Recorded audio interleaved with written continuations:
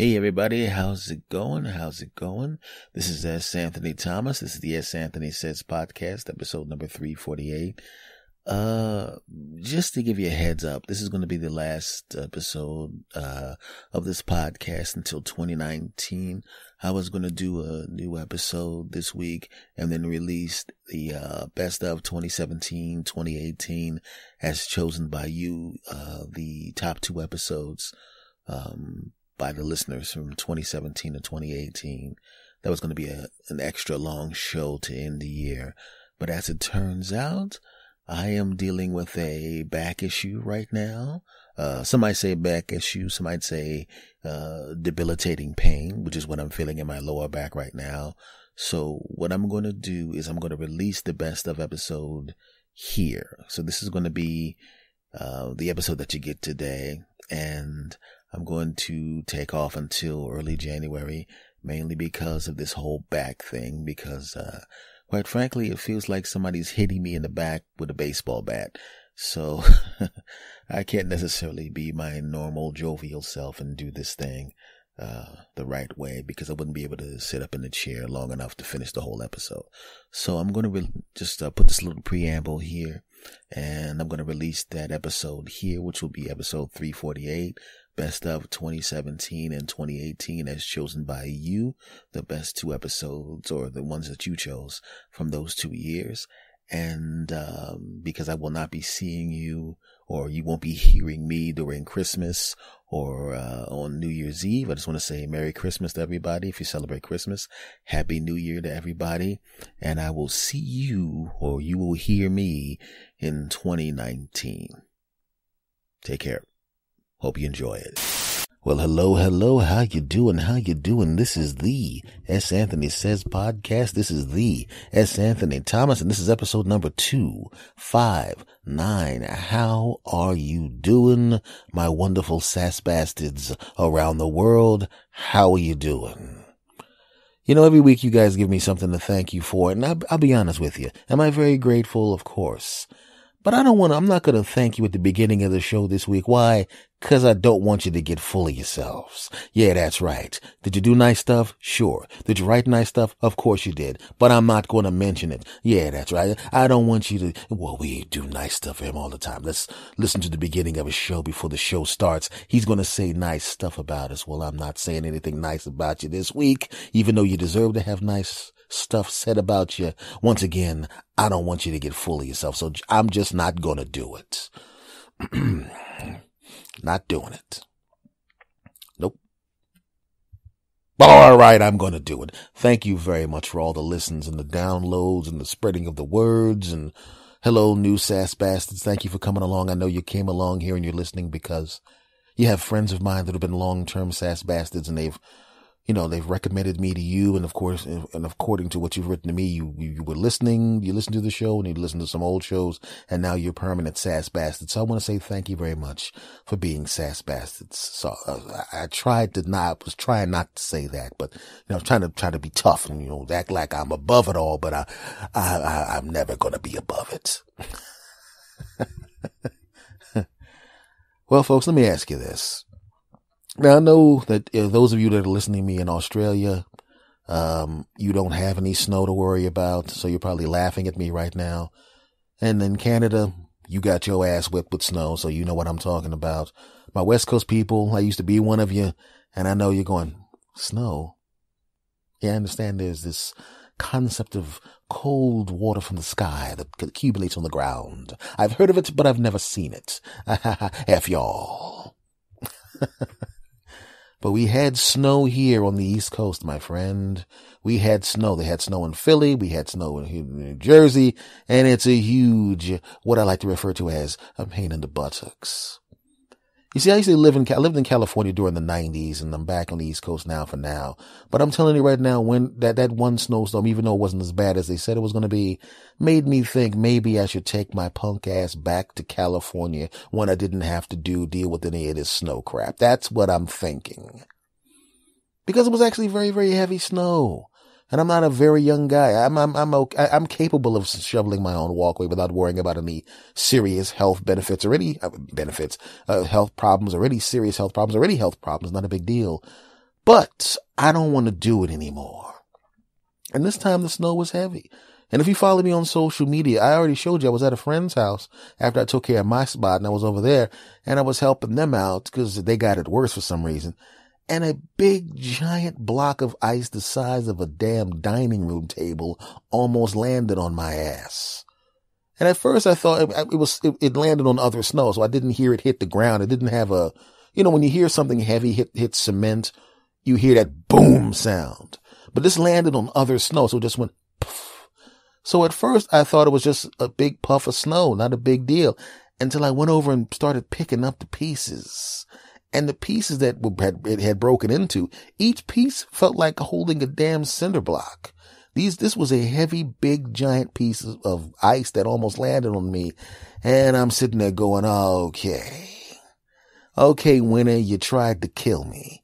Well, guess what? F you. As soon as I get an opportunity to, damn it, I'm moving someplace where you can't get me. Right?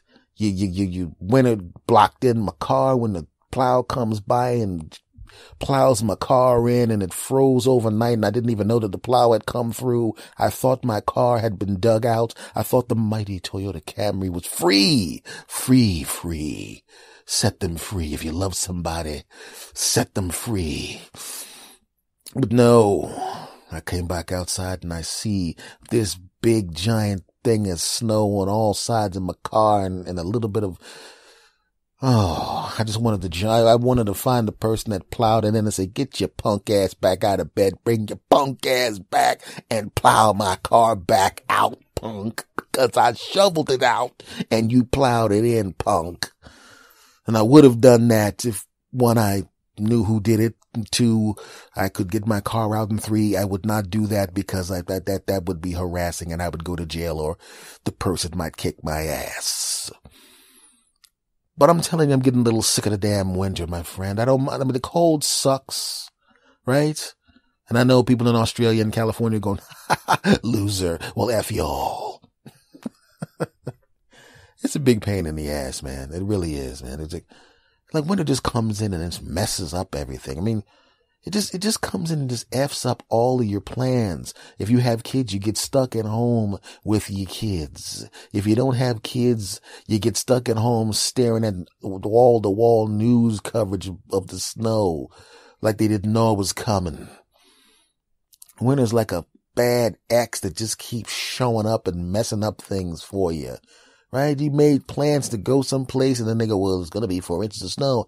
That's not that big of a deal. Oh, it's not that big of a deal, person watching on television. Well, guess what, jackass? This is not that fluffy snow that you can go out 4 hours later and it's not really that big of a deal. It's going to be that really heavy snow. There's a really good chance that a lot of your power lines are going to get messed up. And you're not even, in fact, you probably don't even see this now because your power lines are already messed up. Ha ha, losers. Winner. Bastard. Coming along, messing everything up. Gotta go outside because you can't chip the ice because it's too thick and hard and it's too cold outside. You can't even chip it. So you gotta crawl into your car and turn on your car and sit in your car for 20 minutes because you don't want your battery to get messed up because of the cold weather. Feel like an idiot walking out there, turning your car on and sitting in there. It's kind of like a tease in a way. Hey, I'm in my car. The car is on, the radio's on. It's warm in here. Let me drive someplace. Oh, that's right. I can't. You feel like a little kid that, you know how the little kids ride those little stupid horses in front of department stores for a quarter. You feel like a grown ass man doing that. I was waiting for one of my parents to come up and go, okay, little S. Anthony, you've ridden in the Toyota Camry long enough. Come on, mom, just a few more minutes. Shut up. What did your mother tell you? Oh, come on, dad. This is you guys don't, I hate you guys. Dude, you're 48 years old. Aren't you a little old for saying stuff like that? Yeah, but you're making me get out of the mighty Toyota Camry. We're not actually here, jackass. This is a figment of your imagination. Maybe you should check and see whether or not some of that carbon monoxide is coming back into the car and you're passing out. Yeah, I think that's the problem. In the winter, God, I can't stand it. I've been climatized to the cold weather again, so it doesn't bother me like that. It's just a pain in the ass. And like I was saying, winter is like that ex that comes back and messes up your life. Comes back and just starts messing stuff up because it can. We've all been there before. I told you the story like several episodes ago, but since there's a new audience here, I'm gonna give a little paraphrased version of it. There was a girl I was attracted to. I thought she was a really, really beautiful girl. We're both in our 20s, and I just moved to California, and I was about to move in on her, and then I did move in on her, and then boom, boom, jiggity, boom, da boom, jiggy, boom, boom, jiggity, boom, da boom, jiggy. I'm trying to be delicate about it. How can I put this? I was banging the crap out of her on a daily basis. And I noticed that she had an ex. And everybody has exes. Oh, but this ex was nuts. And this ex's friends were nuts. And I have this thing about not being shot by large groups of nutty people. So I had to get away from her because he kept showing up. We're driving someplace and there he is. We're going someplace to eat and there he is again. And then I go someplace and there he is. And then I went, what are you doing with my girl, man? I said, she's not your girl. You broke up last year. You haven't seen her in a while. How do you know we've been gone for last year? Because I've been over at our house taking her to Drill City every day for a year and your punk ass wasn't there. Oh, you been doing it to my girl? You don't have a girl. Only girls you have are at the end of your wrists, punk. Okay, I did not say none of that because he was twice my size and carried weapons. F y'all. It's my story to tell. I'll lie if I want. But I had to get out of there, man. And the funny thing about it was I wasn't worried about her safety. He wasn't going to do anything to her. He was never violent to her. He was one of those guys that would damn near kill dudes near her. And I'm not really that invested in her. Because as it turns out, I was dating him in all honesty, I was only getting it on with her for like a month and a half. And then this dude started acting wacky. And I'm going, one of two things is going to happen. He's going to whoop my ass or I'm going to whoop his ass. And I'm not going to let him whoop my ass, which means I'm going to whoop his ass. And then his friends are going to try to whip my ass. And then my friends are going to try to whip their asses. And all of this because I don't think so. So I got the hell out of there.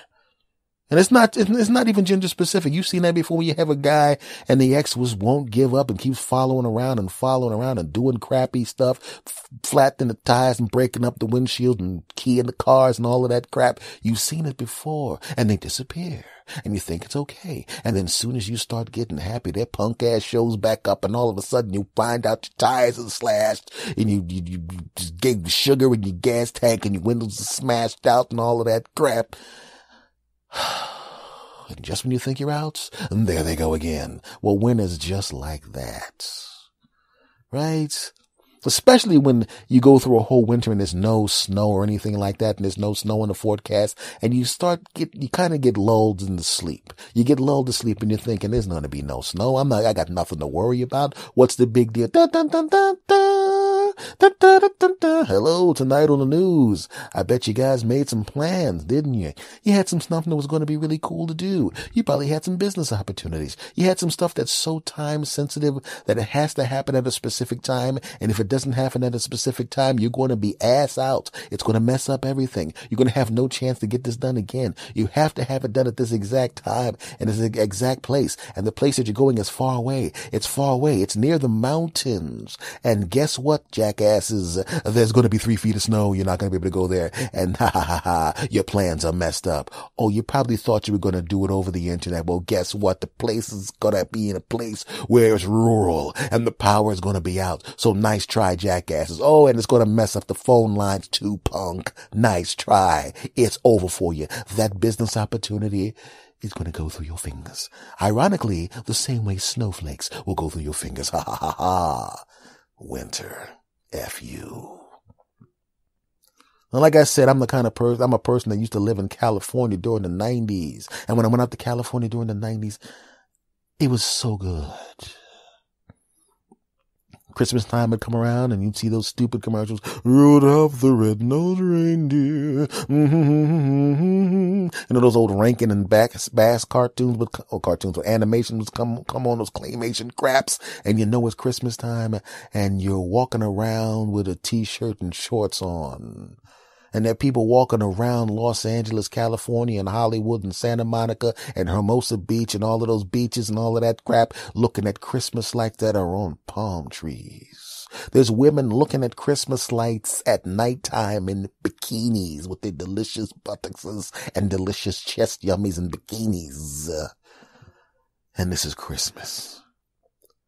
Christmas. It's December 24th, and what are you doing? You're on the beach throwing a frisbee, and it's 82 degrees outside, and it's Christmas, and the people back east, they're calling you up. Hey, what's going on, ass? Hey, what's going on, guys? We got 3 feet of snow. Oh, that's a shame, man. I can't talk to you right now. I have to go to the beach and look at my girlfriend run around in the bikini, and then we're going to go back to her place, get it on, and then we're going to just sit on the porch and look at stuff and sit there and be warm and then get it on. What will you be doing? I'll be in the house getting pneumonia because all of the kids are sick. That's too bad. I gotta go have some sex now. Bye, click. But you get lulled into sleep, my friend. You live in California. You forget about that. Being in California, if you hate the winter, it's like being in the witness protection program. You know the winter's just waiting to get a shot at you, but it can't. You're too far away. It's like hiding out from the mob. The mob doesn't know where you are. They're looking for you. They're waiting for you. They're just waiting for an opportunity. They're hoping you're dumb enough to come back so they can get a crack at you. You know that's what they want, but you're in California. You're too far away. The winter would like to get its hands on you. The winter would like to get you in an alley and beat you down. The winter would like to shake you down and take some money from your business. The winter would like to blow up your car. The winter would like to do all of that kind of stuff to you. The winter is like a mobster, and California is like being in the witness protection program, and the winter wants to kick your ass, but it can't because it doesn't know where you are. The winter doesn't even know that there is a West Coast because it's never been there. It doesn't even know what a West Coast is. It's almost as if the winter is one of those people that thinks the earth is flat. The winter just goes, I don't know anything that goes beyond the central time zone. I didn't even know there's a Pacific Ocean. Never heard of it. That's right. But I made the mistake of booking a bunch of gigs on the East Coast. Right? And I was going to go back, but I got stuck here doing some stuff. And next thing you know, life took over and I wound up staying here, and I didn't want to, even though I'm from here, but I didn't want to. And it's like somebody who goes back to visit family. You kind of fall into the habit of being back near where you were. Right? You think the mob forgot about your punk ass, don't you? Oh no. They were waiting for an opportunity. They were waiting for you to bring your dumb ass back. They were waiting, and you came back like a fool. You didn't just come back really quickly, say hello to everybody and disappear. No, you decided to stay, you dumb bastard. And you're sitting at home. They probably forgot about me. The winter probably forgot about me. The winter's not going to hold a grudge like that, is it? Hi, you dumb bastard. The winter's been waiting for you. The winter just said to give you this message. Hi. I don't know where you came from, but I know you're back, and I'm going to fuck you up really badly. Wait a second. Who told the winter I was back? We're going to have 5 feet of snow. We were actually only going to have 2 inches of snow, but the winter said something about, he's back, I've got to get him. And it's basically all S. Anthony's fault that we have 5 feet of snow, because the winter has been saving up lots of winter ass whippings for him, and we're all taking the brunt of it. Excuse me, person walking down the street. Can I ask you a question? Yeah. What's going on? I don't know. I thought we were only going to get 2 inches of snow. I mean, what, did S. Anthony come back to New Jersey again? As a matter of fact, he did. Come on, man. You should have stayed in California. The winter's been walking around all year talking about the second you come back, he's going to really give it to you good, and it doesn't matter if he gets all of us too. It's your fault, man. You bastard. Go back to California. We should all make you dig out our houses. The winter wouldn't be fucking us up if it wasn't for you. See, S. Anthony? You should have kept your punk ass on the West Coast. You come back to New Jersey. I mean, I'm glad you came back, because I'm going to be on air 12 straight hours talking about the snow and telling people something that they couldn't possibly not know, like it's cold outside and that the snow is deep. You know, the kind of thing they could have known by looking out their window. But I'm glad you're back, you know, and so that's okay, none of that happened. But I'm telling you right now, my friends, I don't like the winter. And I'm talking to you, winter. Plowing, making my car get stuck in your snow, right? Then you're going to throw that table of ice at my head like that.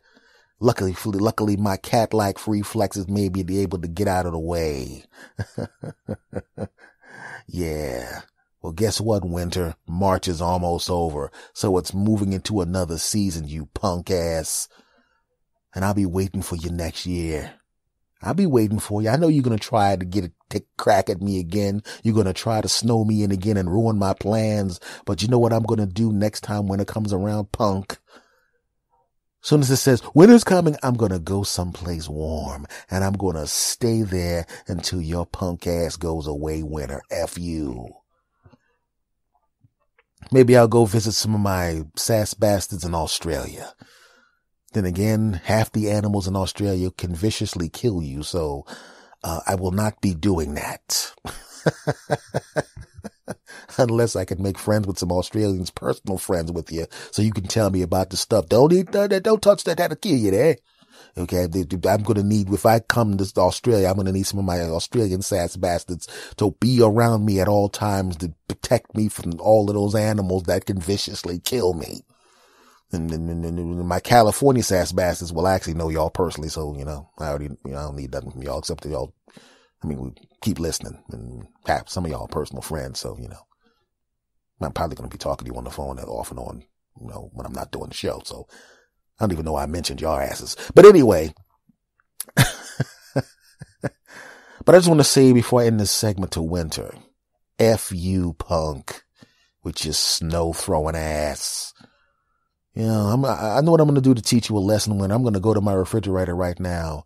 I'm going to take some ice cubes out and I'm going to slap the shit out of them. Yeah, that's right. What are you going to do about it? What are you going to do about it, winter? There's nothing you can do about it. That's right. I'm going to put some ice cubes in some hot tea and watch it melt. And I'm going to sit right there and I'm going to trash talk those ice cubes. That's for your friend winter, bitch. Yeah, melt some more. I'm going to put some more hot water in there to teach you. No, we're melting. That's right. Screaming pain, punk. Am I starting to sound crazy here? Yeah, that's probably what happens when you don't get enough sleep. But unfortunately for you people, when I finish recording the rest of the show, it will be at the same time. So it'll probably be just as weird as this, because it's not like I would have gotten 8 or 9 hours of sleep between segments. Don't judge me, bastards. Segment over. You know what, guys? Let me ask you this. Have you ever had somebody in your life that did so many horrible things that when they passed away, it kind of didn't shock you? And you weren't even necessarily sad, not because you hated them or anything like that, but because you were surprised they lived as long as they actually did? Because we had a person like that. He wasn't necessarily a friend, but he was kind of an acquaintance. When he had a lot of things wrong with him, he had a weird heart thing going on, he had several illnesses going on at the same time. But he was one of those guys that had things going on internally that were wrong with him. But if you looked at him externally, you wouldn't think there was anything wrong with him, but you knew there was something wrong with him. Right? And in addition to that, he was doing things on a regular basis that was so horrible, just horrible. And you just were wondering there's going to come a time when it comes back and bites you on the butt. There's going to come a time when it's going to get you. It's going to come a time when it comes to get you, so much so that you were just waiting for a phone call to find out that somebody shot him, stabbed him, blew him up. He died of this, he died of that. You were waiting for that phone call. The same way, if you have a sick relative, and you know the inevitable is going to happen. Grandma has this and she's 87 years old and she's been sick for 7 years, and you know it's going to come. There's nothing anybody can do about it. You're waiting for the phone call. And sometimes even in that case, with the extremely old relative who has the extreme illness, they hang on for such a long period of time. You stop jumping when the phone rings. You know one of those phone calls is going to be grandma's dead. You know it, but you stop jumping when the phone rings because they hang on so long. And then when the phone call comes, yes, you're sad because it's over. But there's a sense of relief because now you know they're not hurting anymore. Now you know they've passed on. Now you know it's over with. And even though you want them to be around, it's over with and you know it. Well, there's something similar to this cat because we knew something was going to happen to him. He did too many bad things to too many people. Nobody even wanted to be really close friends with his punk ass. You knew who he was. He was a very charming guy. I'm not going to say his name, but he's a very charming guy. Yes, he was. But he was one of those guys, you look at him and you're going, this guy is never going to see 30 candles. In fact, he ain't going to see 25 candles. If he sees 25 candles, okay, he's not going to see 25 candles, but he did see 25 candles. And we were like, man. But we were all still waiting. We were waiting for the phone call. He got shot. He got stabbed. He caught this disease. He caught that disease. We were waiting for it. And it didn't happen. And then he was 30. And we were completely shocked. And he was just like that sick relative. You didn't expect him to get anywhere near 30. But then when he got 30, just like that sick relative that hung on, and you know the inevitable was coming, but they hung on for a while. You didn't jump when the phone rang because you didn't expect anything to happen to him. You knew it was going to, but you didn't think you were going to have to wait for the phone call every 5 seconds. You didn't jump on the phone call, expecting something bad to happen. And now he's 35. And now you're not even expecting anything to happen to him. He's been doing bad things for such a long period of time. He's been doing drugs. He's been doing crime. He didn't admit to the crimes, but we all know he committed the crimes, which is why we were never going to be friends with this cat. But we knew who he was, and he was charming when you met him, and you saw him in the neighborhood all the time. And now he's 40, and you're completely stunned that the bastard made it to 40. He's having sex with women with no condoms on. He's got 55,000 different children. He's having sex with prostitutes and crack whores and all of that kind of crap. And this bastard didn't catch one disease. He had been up in all of these women with no thing. He had 40,000 children, but he didn't catch one disease, and we were shocked. Dude, you're not just playing roulette. You're standing on the roulette table with alligators taped to your balls. What the hell are you doing? Go buy a Powerball ticket. Maybe you used up all of your luck, but do something. You gotta stop. And now he's 42. You can't believe what's going on. How is this guy still? And then he died at 45. And the funny thing about it was we went to the funeral, but nobody was sad. Nobody was sad because we knew this sucker was living on 20 years of borrowed time. You can't have sex with street prostitutes with no condom on. You can't have sex with random women with no condom on. You can't commit crimes that you won't admit, but we know that you did and get away with it. You can't do that. You can't pick fights with people and get your ass whipped and sometimes whip their ass and sometimes have their friends come back and whip your ass. You can't keep doing that and live a long time. You can't do that in the hood and last that long. But he lasted that long, and we were all stunned. Some of us went to the funeral just to find out whether or not it was really him. Maybe it was somebody with the same name. There's no way in the world. He's been too lucky for too long. Did his luck run out? You're damn right it did. That was really him in the casket. His ass was dead. You want to know how surprised people were that he was actually dead? Nobody in there was dressed up because we figured this is a whole bunch of crap. Maybe it's just a scam. Maybe he's got a dead fake dummy in the body. We all kick in some money for the funeral, and then we find out that the funeral parlor was a front, and it was actually a friend of his, and he's not actually really dead. And we all kicked in this money and said we're sorry that he had to go. And then we find out 2 years later the bastard bought a damn car with the money, and he's in another state banging a bunch of other hookers with no condoms on and committing crime someplace else because our dumb asses gave his punk ass money. But it was really him. Whoa. And nobody was sad. Nobody was sad because we were surprised that he lasted that long. We were surprised that he lasted that long. He lasted so long that he actually outlasted the death pool where we all chipped in money. I think he's going to die at this age on this date. I mean, none of us did that because that would be wrong. If he had just died about 6 weeks earlier, I would have made $500 allegedly. Just kidding. I wouldn't do that. Damn. I could have used that money. But everybody was surprised. Everybody was completely stunned that the bastard lived that long. Even the preacher who we thought was a fake preacher, who was actually a real preacher, was surprised by it. I can't believe he lived this long. Everybody in here knows what I'm talking about. You realize now with his dead body here in the church, this is literally only the second time he's been in church. It's a tie. He was in the church one time when he was alive, and now he's in the church one time dead. When he was a little boy, he was going to come into church one time, and he actually touched the doorknob of the church, and his hand burned. And I, making a joke, said to him, you know why your hand burned? 'Cause Satan is not allowed in this building. And he actually took me literally because he was kind of dumb. I mean, let's be honest, the door was a reflective surface. The knob was a color that does not absorb the light. It was in the direct line of the sun. So sometimes that's why we put the awning up, because the damn doorknob was hot. Everybody that came to the church knew that. That was why everybody would open the door carefully. But this dumbass actually believed me. And he went on to lead a demonic life, having fornication with crack whores and doing all sorts of disgusting things that we can't prove that he did, but we kind of know that he did. You know how many times he was shot and stabbed in his lifetime?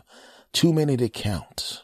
And somehow he made it to 45 years old. I don't know how he did it. I'll be honest with you. This is the house. I have to tell the truth in this house. I shot him 2 times myself, which was amazing. I'm surprised he was alive. I went over I said, I'm sorry I shot you, my child. And he said, you ain't the first one. And they got up and walked away. Should have shot his ass again because he owes me money. Sticking his hand in the collection plate bones by the window. Well, I was wrong. He had been in the church 3 times. 1 time physically, 1 time as a dead person, and that time he stuck his hand in the window and took the money out of the collection plate, leading to me putting those bullets in his ass that I put in his ass. But I digress. So we're all sitting there and we're wondering what the hell is going on. And it made me think, man, because we had gotten so used to him being corrupt and being a criminal, even though we couldn't prove it, but we knew he did it. We were so used to it. And that's what happens to everybody if you really think about it. We have gotten so used to a level of corruption that sometimes we think of corruption as a feature of society. We allow people to do corrupt things and we just kind of gloss over it. No big deal. There's a little bit of corruption. You know what I'm talking about. Don't act like you don't. You've been in situations where if somebody steals a little bit of money, as long as they're only stealing a little bit of money, you don't even really get that angry at them, right? If you go to a store and they shortchange you every once in a while, you don't even really think about it. Sometimes you don't even count your change. I'm a quarter short. I'm $1 short. We had a corner store where a guy was doing that all the time. He acted like he couldn't speak English. I found out later that he could, but at the time I thought he couldn't. So he'd make a mistake here or there, 25 cents here, 50 cents there. He would do all of that, and I didn't give a crap. What, 25 cents? I'm not going back in the store for that. 50 cents? I'm not going back in the store for that. $1? I'm not going back in the store for that. But then he did that to everybody. But we're thinking, hey, you know, I remember one time a guy was getting at him and I said, hey man, come on, man. This guy comes from another country. He's learning a second language. He's running a business. If he makes a couple of mistakes, it's not that big of a deal. Imagine you going to his country and trying to start a business and you're learning the language. You'd probably make a mistake with their currency too. It's not that big of a deal. I defended that bastard. I didn't realize. And then one day I walk into the store and the bell at the door did not ring. And I heard somebody speaking in completely fluent English. And I looked up and I looked at the reflective mirror that they looked to see whether or not somebody's stealing something. And I saw it was the guy who couldn't speak English was speaking perfect English. What? That bastard. And I could tell his English was really perfect because you know how sometimes when you learn a second language, there's a moment where you're thinking in your native language and then you have to translate and then you respond, or you're thinking your native language, you translate and then you make a statement. There was no translation time. He was perfect with his English. And then he didn't see me. And then he comes back to the thing and starts speaking in his native language with the broken English. And I'm going, the jig is up, jackass. I saw your punk ass on the phone. And he goes, oh, don't tell anybody. I said, oh, I'm not going to tell anybody. Thanks for the free ice cream, fuckface. Shut up. Okay, I did not take the ice cream, but I told him to cut that crap out. And I was mad because I defended his punk ass. As it turns out, it was a level of corruption at that place. He was stealing a quarter from this person and $1 from that person and a quarter here and a quarter there. And nobody would have noticed it. Had I not even seen him speaking in fluent English on the phone, I wouldn't have thought anything of it. I would have said, it's not a big deal. And it's the same thing what happens with our politicians now. We expect a certain level of corruption. We know they're lying a little bit here and there. Even the good ones lie a little bit here and there. They'll fudge this. They'll make something sound a little better than it is. We'll accept that a little bit. But now we're at the point now where we've accepted corruption so much that the only thing that can happen now is, instead of just staying at the same level of corruption that we had before, what do they do now? Add more corruption. I mean, you accepted that level, didn't you? And whose fault is that? Right? Like that guy in the neighborhood, we could have all just said, listen, don't hang around us as long as you're acting like that. Maybe he would have changed the way he was. Maybe he would have had less stab wounds and bullets in his ass. Maybe he would still be alive. Who knows? But we accepted that level of corruption from that jackass, and we didn't say anything, and we just let him go about our business. We didn't hold him accountable. We just said, well, that's just how he is. He, and laughed at the stories. And what happens? His ass is dead. And when we look at the politicians that we have, whether we're talking about locally or nationally, like I said, we've accepted a certain level of corruption. And when you let that be the baseline, there's only one place to go. They're not going to go, we've been corrupt for so long and the people have been nice about it. Let's be a little less corrupt and make sure that they have some benefits and some health care and make sure that they're educated and make sure that there's some infrastructure and make sure that the water's clean and make sure that they're not going to do that. What do?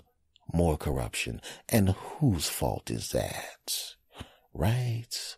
That's our fault. Because they can't do shit unless we let them do shit. So when I think back at that funeral at the guy, I realize, even though this is a little different than the politicians, because in politicians we could just vote their punk asses out and replace them. You can't go, okay, you're acting like a jackass as an individual. We're going to vote, and then if we vote that you should act like a normal human being and start being responsible in the neighborhood, you're going to have to do it. It doesn't work that way. But if people weren't banging him, if people weren't covering for him and all that kind of stuff, maybe he'd be alive. Maybe he'd be a different person if there were consequences to his actions. And I think it's the same thing with our politicians. If there are consequences to their actions, when they do horrible things, when they lie, when they steal, when they take away this, when they take away that, and you see them doing all sorts of awful things, instead of making excuses for their punk asses, if we actually hold them accountable, maybe we can get things done. I mean, what do you think? Do you think that would work? I do. And so do you.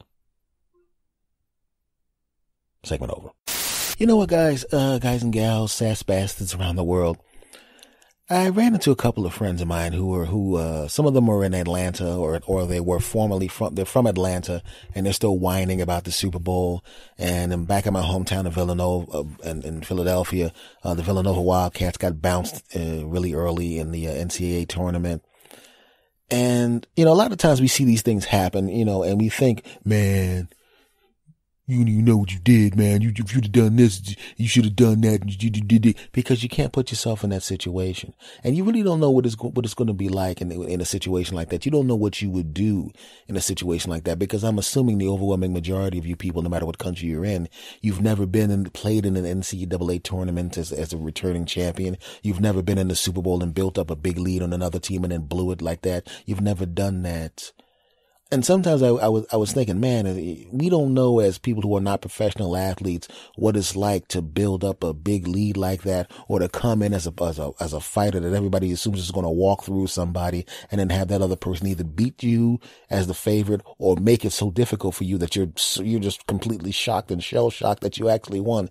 You don't know what that's like. But then I realized, yeah, we kind of do know what that's like. And I kind of know what that's like. I really do. Not in that particular aspect of life, but in another one. Now, I'm in the process now of losing weight, and this time I'm doing it very consciously. Because the last time I lost weight, I was not doing it consciously, and that was the mistake. I wanted to lose a certain amount of weight, and I wanted to do it, and I talked to the doctor, and I talked a whole lot of crap to the doctor. Doc, I'm going to do this and do that, and I'm going to do this, and I'll come back, I'm going to do this, and when you look at that paper, you see that weight on there, I'm going to come back, and when I come back, I'm going to be this, that, all that trash talk.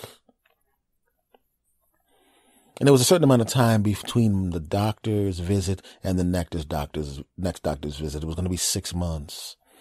And I walked out, when I come back, and she's going to look down in that weight, and she's going to say, Mr. Thomas, look at what you did. And a month goes by, and I didn't pick up one weight, didn't run anything, didn't change a damn bit of diet, didn't do a damn thing. And now there's 5 months to the next doctor's visit. That's all right. I still got 5 months. And you know what? I messed up that month. But this next month, damn it, I'm going to eat good and lift good and do double lifting and triple lifting and quadruple lifting and all of that crap on the one double marathons and triple marathons while carrying a bus and eat double diet water and all of that crap. And another month goes by and didn't do a damn thing. Actually, that's not true. I lifted weights really good and had a good workout one day. And then after that, well, I have a skip a damn a little sore and I wound up skipping 29 more days. Month 2 goes by. I have 4 months to the doctor's visit. Oh no. Well, that's all right. I still got 4 months. Damn it! I'm gonna run quadruple marathons, lift double, quintuple workout, and eat double diet half water, double diet water cube, double water sandwiches, and all of that crap. That's what I'm gonna do. Damn it! And if I do that, and if the 2 weeks goes by, now I have 3.5 months. Oh no. And I'm already thinking of excuses to tell the doctor as to why I'm going to come back at exactly the same weight that I left, or 2 pounds up or 2 pounds down, which technically is the same crap because you lost that in water weight. So she will look at the thing and say, oh, so you're the same weight, you fat slob bastard. And then when she's doing the prostate exam, she goes, I'll be right back. And then I'm still sitting there. And then she walks in. I'm going, why is the door open? I just want everybody to know what your fat ass looks like, because it's still the same fat ass from 6 months ago, you fat bastard. She wouldn't do that. But I felt bad. And I'm already making excuses in my mind. I fell down some stuff and thing happened and there was so much stuff happened and this happened and that happened and bullshit excuse 1 through 50. And the doctor will just look at you and like, do you really think you're the only person that gave me horse crap excuses for not working out? I should pimp slap you in the mouth with the back of my hand, come back with the front slap, pimp slap you again and come back with the front slap. And before you get mad, I'll just tell you it's a new therapy called pimp slap therapy. And you'll have to take my word for it, because I'm a doctor and you're not. She would not do that. But I said, I got to do something. I got to show some kind of something. I got 3.5 months to go. I can't do this again. So what did I do that time? I just said, I'm going to work out 45 minutes a day, 6 days a week. I'm not even going to schedule the workouts. I'm just going to know today I got to do something for 45 straight minutes. And that's what I did. And I just kind of carved out 45 minutes. Sometimes I stayed up later than I wanted to, or woke up earlier than I wanted to, and I got it done because I just said, I got to do this. Because a lot of times when people don't want to work out, I really just don't have the time. And in many cases, now this is not everybody. Obviously, there are people that are literally overwhelmed with crap and literally just don't have the time and just physically can't do it. But a lot of people, some people like me, I could do it. It just means I had to give up something else. And I had to ask myself, once again, this is my situation. Don't be annoyed going, well, I'm busy. If you really are busy, this doesn't apply to you. This just applies to people who really aren't that busy and are in fact making a horse crap excuse, which was my case. And I realized to get that 45 minutes, like I said, I either had to stay up a little later or go to sleep a little early. Well, it didn't make sense to do it at night because it would just make me go to sleep. It would take me another extra hour to go to sleep after working out. So I had to stop doing that, even though I did have to mix those in sometimes when that was the only time I could work out. Or I'd get up early and there would be somebody who'd bother me in the morning or call in the morning and engage me in some conversation about something that was important.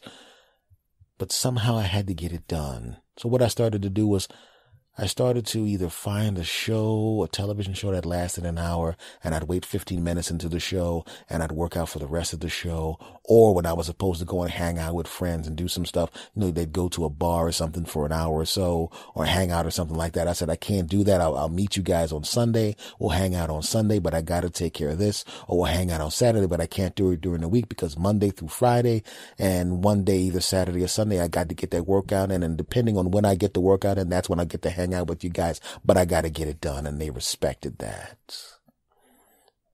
So I finally got my routine down. The first 2 weeks was difficult. The last 3 months, it was just basically get up and at some point during the day, no matter what, get that 45 minutes in.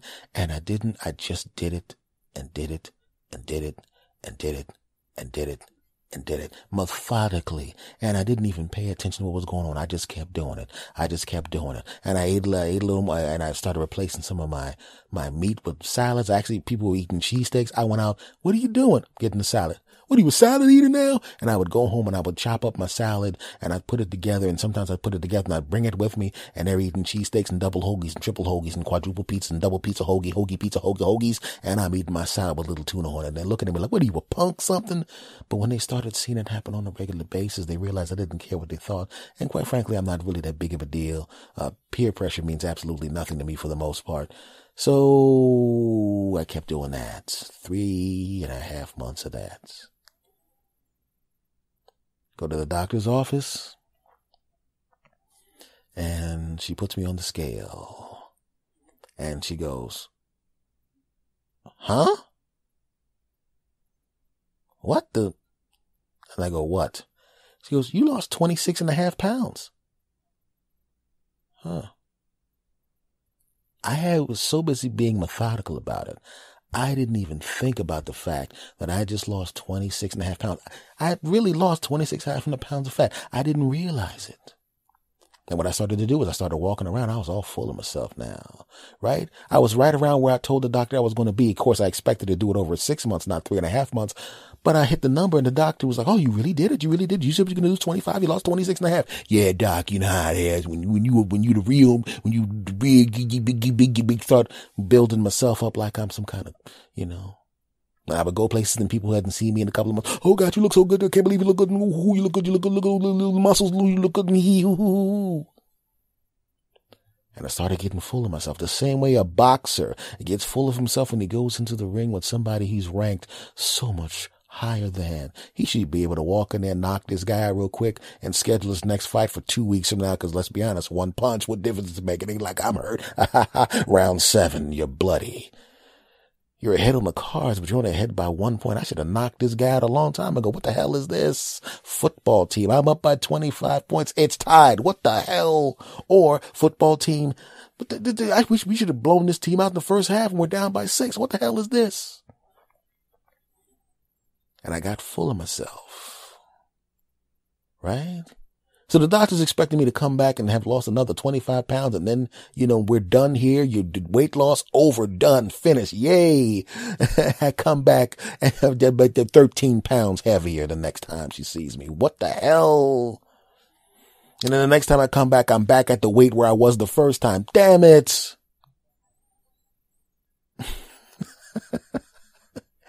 And that's what happened. This was years ago, but that's what happened.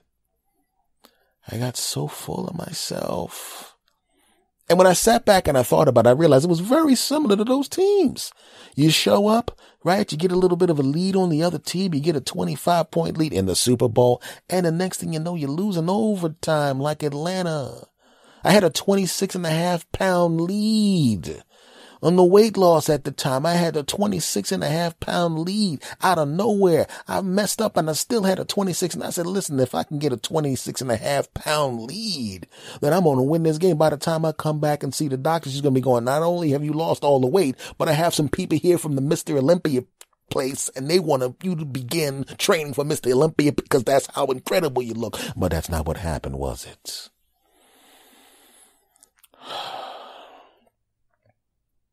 So I was driving down the road and I was listening to people talking about Villanova losing in the first round, and people were still dissing the Atlanta Falcons for getting their ass whipped in the Super Bowl. I mean, they didn't take a bad whipping, but they had a big lead and lost it. And I heard some people talking about a fighter who should have just whipped the behind of the person he was in the ring with and barely got past them.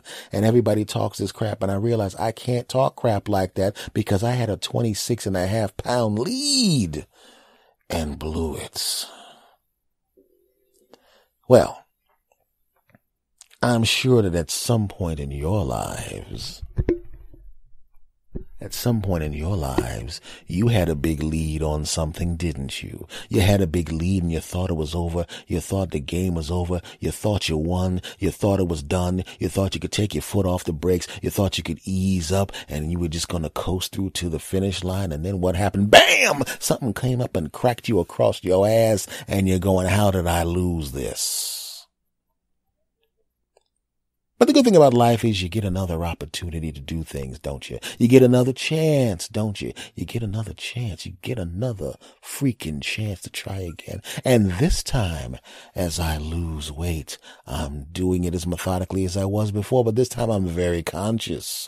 Oh yeah. I'm paying attention. Oh yeah. So at this point, the most I'll ever gain back without knowing about it will be about a pound or two, and then I'll see those pounds come back on and I'll go, oh no, you don't.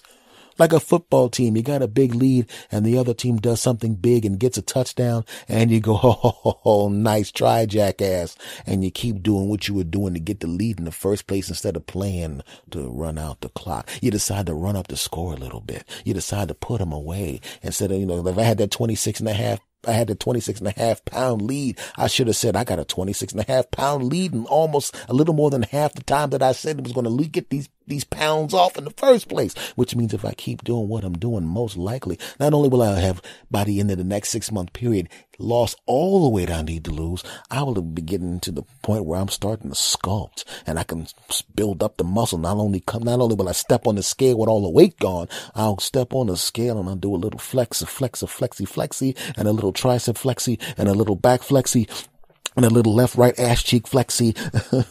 And that way, when I come back the next time and she checks my prostate and she puts the finger in, and then she walks out and brings in the other doctors to take a look at my ass instead of going, what the hell is that bastard? They'll go, man, that man's ass looks delicious. 'Cause that's what I want to hear. Why, hey, I'm bent over here and you just had your finger in my ass, and normally I'd be allowed to stand up, but I can feel the cold air of the wind coming from the hallway. And unlike last time where people were going, ha ha ha, fat ass, I'm hearing applause. And I'm also looking at my phone and I notice there's a live stream called S. Anthony's Delicious Ass Post Prostate Exam. I'm going to have to tell you to turn that off. Unless we put on some ads, because I want to get ad revenue from millions of people looking at the deliciousness of my buttocks. This just got weird. But that's what I was thinking when I heard about those games, man. It's like, even though we don't know what it's like to be a professional athlete, to blow a lead, we know what it's like to blow a lead. You know what it's like to be in a relationship with somebody and everything's going good, and then you start neglecting them, and they go away, or you're in a relationship with someone and they start neglecting you and you go away. You had the lead. You had them. You married them, or you were living with them. You were getting it on with them on a regular basis. You had babies together, or you had a long-term relationship. Everything's going great. You have a lead. Other people can't get your girlfriend. She loves you and she lives with you, and she's married to you and she's your wife. Other people can't get your boyfriend. He loves you and lives with you and you are your husband. They can't get the person, but now you're not paying attention to them. Now you're kind of neglecting them. Now you're kind of treating them bad. Now you're not getting it on with them anymore. Now you're not affectionate anymore. And all of a sudden, that big lead you had, gone. And so are they. So we all know what it's like to be in that situation where you have a big lead, you think you got it all wrapped up, and then, because you didn't do what you were supposed to do, the lead evaporates. And sometimes you lose. Sometimes the lead evaporates and you just get a scare. But in either case, you shouldn't be in that situation in the first place. So I lost that first weight loss game. Okay? Because going back to where you were is a loss. It's not as big a loss as going back to where you were plus more weight, but going back to where you were in the beginning, that's a loss. But this time, I'm starting to take the lead again. And this time I'm watching the clock. And this time I'm watching what the opponent's doing. And this time I'm making it to a point to do what I'm supposed to do. And this time, I'm not going to stop running up the score. I'm not going to stop running up the score till the clock says 0, 0, 0, 0. Oh yeah. This time, I'm going to be standing at a parade holding up the I'm back in shape trophy with confetti falling on me. And I'm going to be going, I got it. It's done. It's over with. And then I'm going to hold up the next trophy called maintenance. Sorry, fat ass. You're gonna go, and you ain't invited back. Here's your eviction notice. So come on, guys. You know what I'm talking about. There's something that you're doing or something that you didn't do or something stupid going on around you where you built up a lead and you should win that game and you started messing up. It's time to win, my friends. It's time to win. Oh, yeah. Ha ha. Segment over. Well, folks, this has been episode number 259 of the S. Anthony Says podcast, and I want to thank you guys very much for tuning in. Much love to every last one of my sass bastards around the world. Much love to my sass bastards in Australia. Much love to my sass bastards in Canada. Much love to my Great Britain and my UK sass bastards. Of course, my American sass bastards and the other places that that are listening that I don't know are listening right now that are listening in the future. Thank you to you too as well. This podcast, the S. Anthony Says podcast, is available on iTunes, Stitcher Radio, TuneIn Radio, Google Play, iHeartRadio, and the Podcast Revolution Network. Now, please follow the social media for me and for this show. The social media, we'll start with Twitter. For me specifically, on Twitter, it's at S. Anthony Thomas. For the show, it's at S. Anthony Says. I have a verified page on Facebook. If you're in Facebook, just go into the top box and the search box and type in S. Anthony Says. You will see my page with my smiling face and the blue check mark indicating that, of course, it's the verified page for this particular public figure, the very handsome man in the top picture to the left with that dopey ass smile, aka me. And, also, I'm on Instagram too, and if you want to follow me on Instagram, it's surprisingly S. Anthony Thomas. Well, not surprisingly S. Anthony Thomas, just my name S. Anthony Thomas. Don't be a dope and actually type in surprisingly S. Anthony Thomas, because that ain't me, damn it.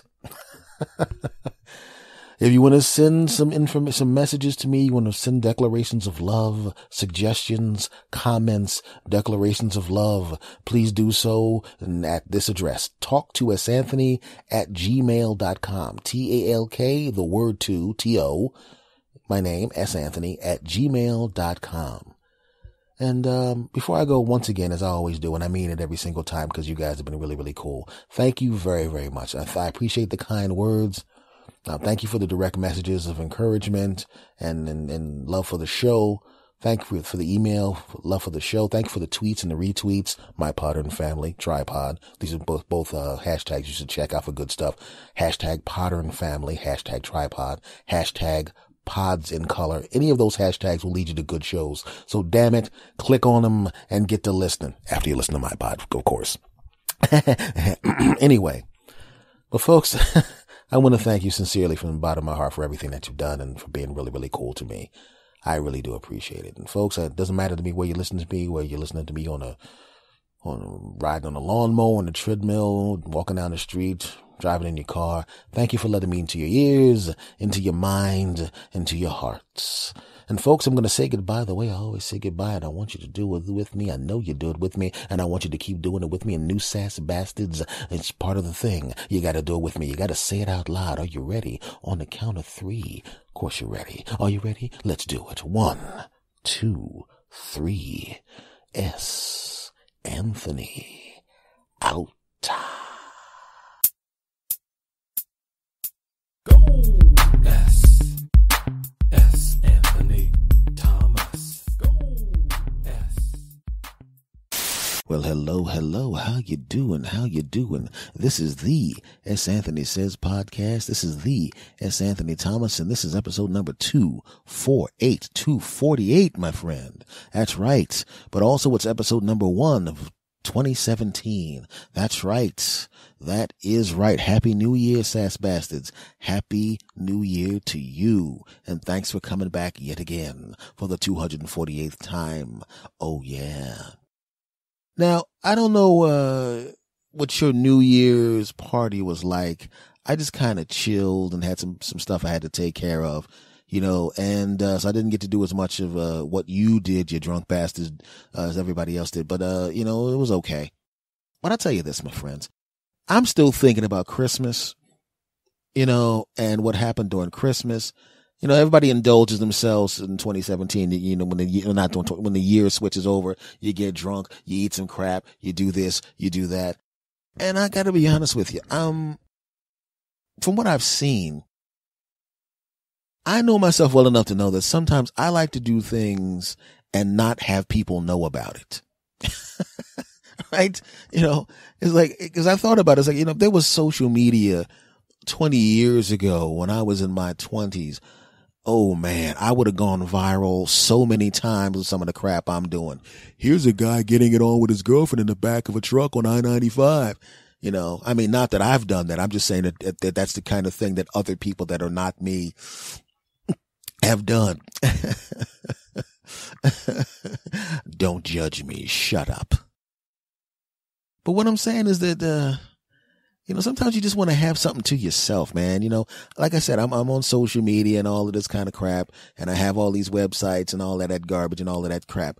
And I put out some stuff and I talk about embarrassing stuff, but it's different talking about embarrassing stuff on your podcast and someone actually seeing the crap that you did, or having people who know you talk about the crap that you did, because you don't know if I'm lying. You don't know if I'm embellishing for comedic purposes. Just like that thing about the night banging a girlfriend in the back of a flatbed truck on I-95. That's a dirty lie. That was a joke, no matter what people will say in the future.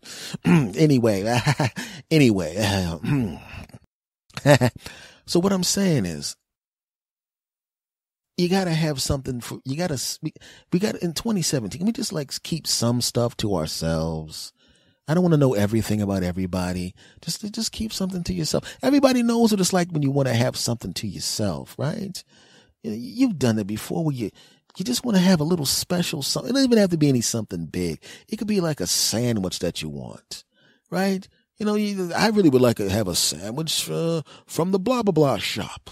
And you don't really go to the blah, blah, blah shop that often. But this time you're going to treat yourself, damn it. You go and get that sandwich and you want to sit there.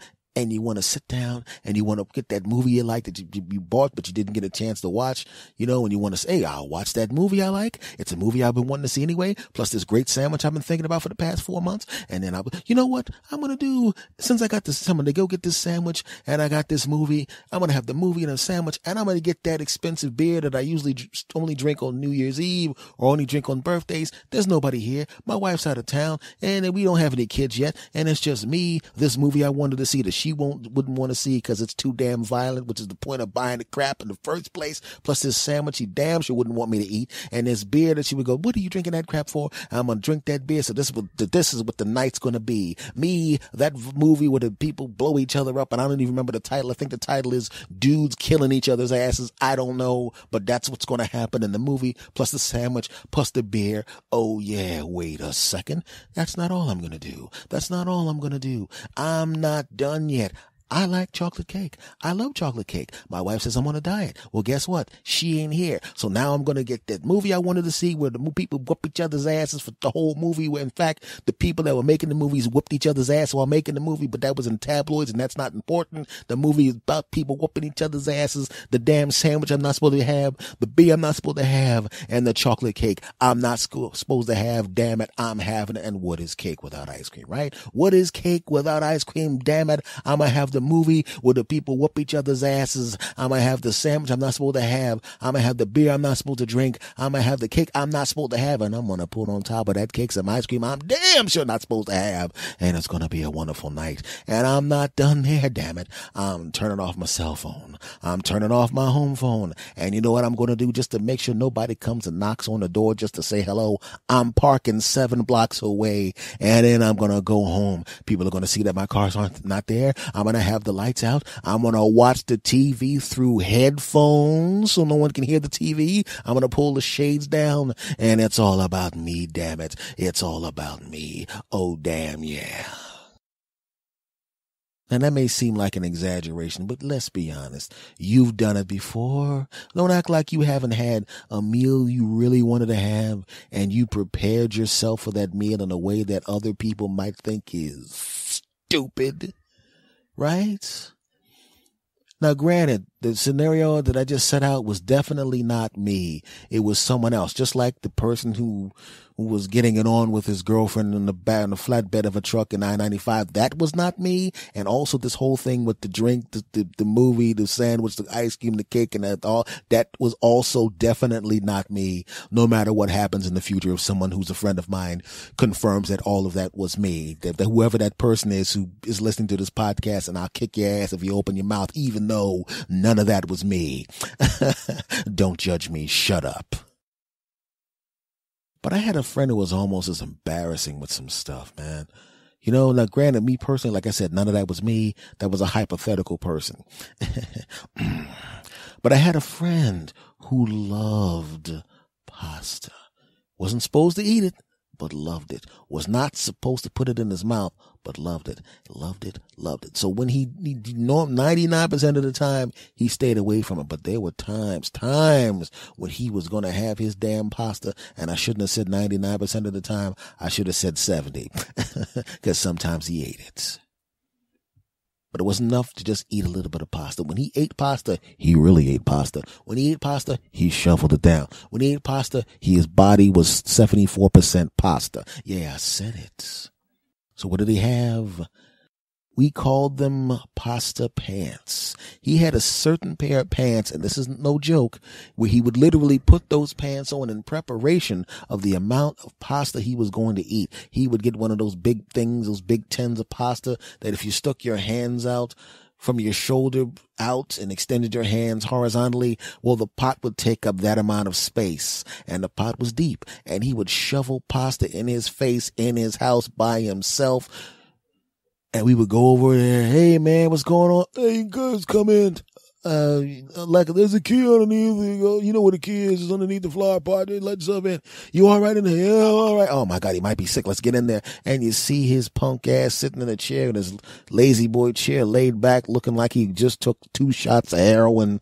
And he's laying there, and his stomach is a little extended, and he's got his hands on his stomach, and he's got a smile on his face, and he's like he's high. And we think, oh man, are you high? And then we see the empty pasta tin the size of a mattress on the floor, and we're going, oh. And we look at him, he's got his pasta pants on. Yeah, pasta pants. We've all done those things to prepare ourselves for meals and stuff like that we just want to have to ourselves. I've even done it, and I know what you're thinking. Well, in the beginning of this segment, obviously it was you that had his girlfriend banging the crap out of him in a flatbed truck on I-95. You can't prove it. And you're the one that had that stupid meal with the movie with people whooping each other's ass, the sandwich, and the drink, and the coke cake, and the ice cream. Haha, you can't prove that either. But this actually is me, because I'm willing to admit to this. But when I said just now that I'm willing to admit to this, I'm not admitting that I did the other stuff. I'm just admitting to this part. Don't judge me. Shut up. But there was an ice cream sandwich that I liked that was a long way away from my house. It was a really great ice cream sandwich. It's kind of ice cream sandwich with a chocolate chip cookie on the top, chocolate chip cookie on the bottom, and a really good ice cream in the middle. And it was better than the other ice cream sandwiches that I had eaten before. Good enough, almost good enough to make the trip to get to the place, but the place was a bit of a hike away from the house. But sometimes on my travels, I was within 2 miles of the place. And if I was within 2 miles of the place, I would drive the 2 miles to get the crap. And one time I said, you know what, damn it, I'm not going to eat this in the car. I love this sandwich so much. I want to actually just sit back and enjoy the ice cream sandwich. And this time I didn't get the small one. I got the bigger one. Yeah, it was too much, but so what? I'm a grown man. Mind your business, you bastards. I'm getting it. So I go up to the counter and I say, hey, yes, Anthony, you're back. Yes, I know what you want. Well, hey, no, not that one. That one. You gonna get the big one? Mm-hmm. But it's twice as much. Not a problem. And I give the money and I put it in there and I put the sandwich in the trunk. It's a little colder outside because in the car I like to keep it 70 degrees. I put the ice cream sandwich down there. I got it in the trunk and I'm going, and I'm driving home. And this will show you how much I like the ice cream sandwich. You know how sometimes you're driving down the road, you got a bit of a hike to get back to your place. You turn on a podcast, hopefully this one. You turn on the radio, forget the radio, turn back to this podcast. Or you want to listen to the news, F the news, listen to this podcast. And you're driving home and you're thinking about the thing that you're listening to, which better be this podcast.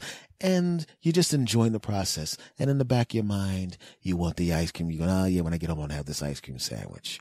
Well, in my case, it didn't matter what the hell was on the radio. It was like, I wish that radio would shut up so I can think about how much I'm gonna tear that ice cream sandwich up when I get home. I'm gonna tear that thing up real good. I'm gonna destroy that ice cream sandwich. That ice cream sandwich is gonna be a begging for mercy. Please, Mr. S, you're devouring me too much. Shut up, ice cream sandwich, and just take it, 'cause this is what's happening. I'm punishing you for being so delicious and so far away from me, so I can't have 3 of you a week, you piece of shit. And now we're home. Oh yeah. And I pull up to the house. And there's nobody there. Ooh. So I'm going to be able to sit there, watch YouTube videos where people are complaining about each other over stupid crap and eat my ice cream sandwich. And then I go in to take the bag out. I pick up the bag and it does not seem to have the same consistency that it had when I picked it up from the store. What the hell's going on? I go in the house. I pop open the bag and it had melted down. Now it wasn't an ice cream sandwich. It was a brown bag of looked like brown and white liquidy snots. It looked like something that fell out of a bird's buttocks if the bird was the size of a pterodactyl. Oh no. All that driving, all those positive thoughts, all that time I'm sitting there thinking about how much I can't wait to get my mouth wrapped around that damn ice cream sandwich. And what do I have now? Nothing. And I'm pissed the hell off. You know what I'm talking about. Now, just like my friend had the pasta pants, and just like that guy that wasn't me collected all that food from different places that he wasn't supposed to eat, who definitely wasn't me, I now knew that when I was going to have that ice cream sandwich again, I needed to prepare myself. I needed to be ready for the damn ice cream sandwich, damn it. So this time I said,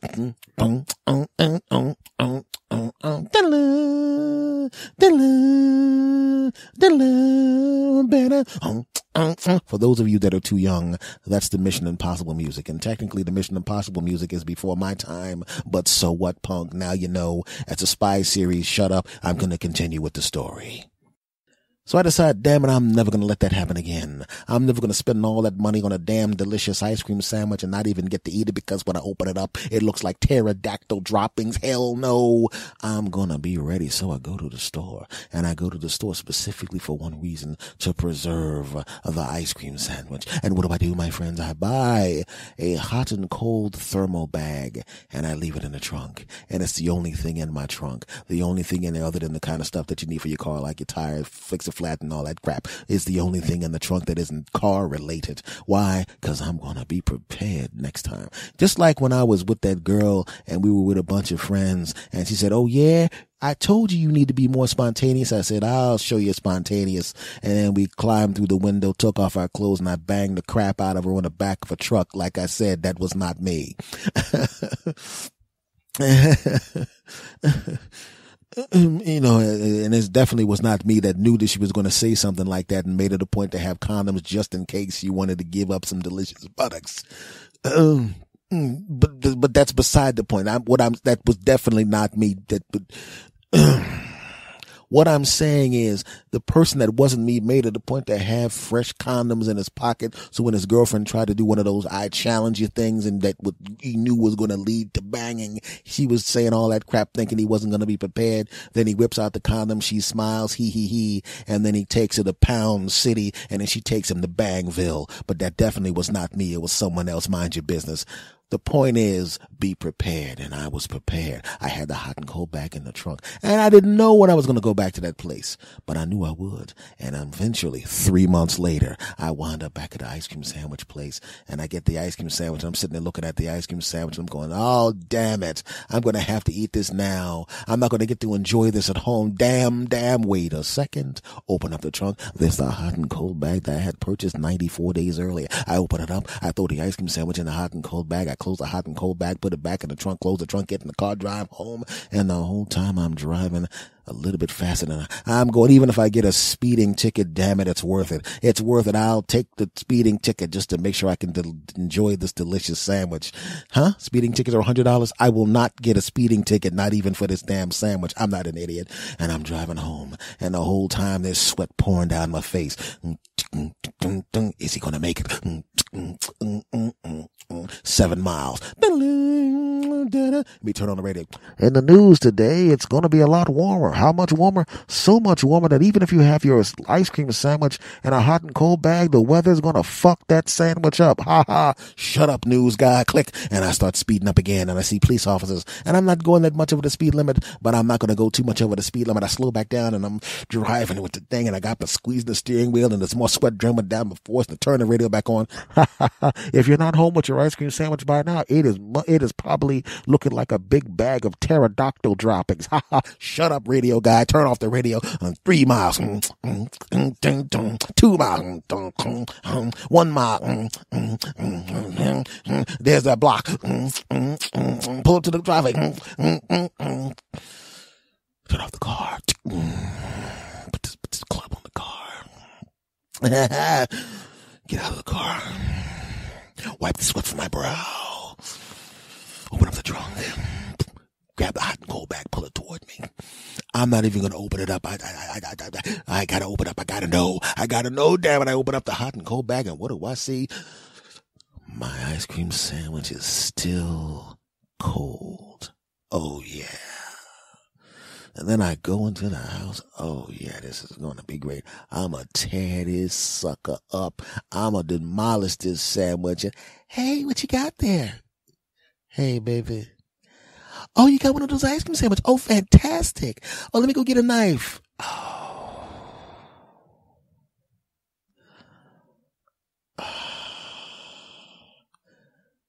And now I have to share the ice cream sandwich. Hey, yeah, of course, baby. You can have half the ice cream sandwich, of course. Yeah. Oh, you cut it in half and your half's a little bit bigger. Oh, that's okay. That's not a problem. That's not a problem at all. You know, I like to share with you.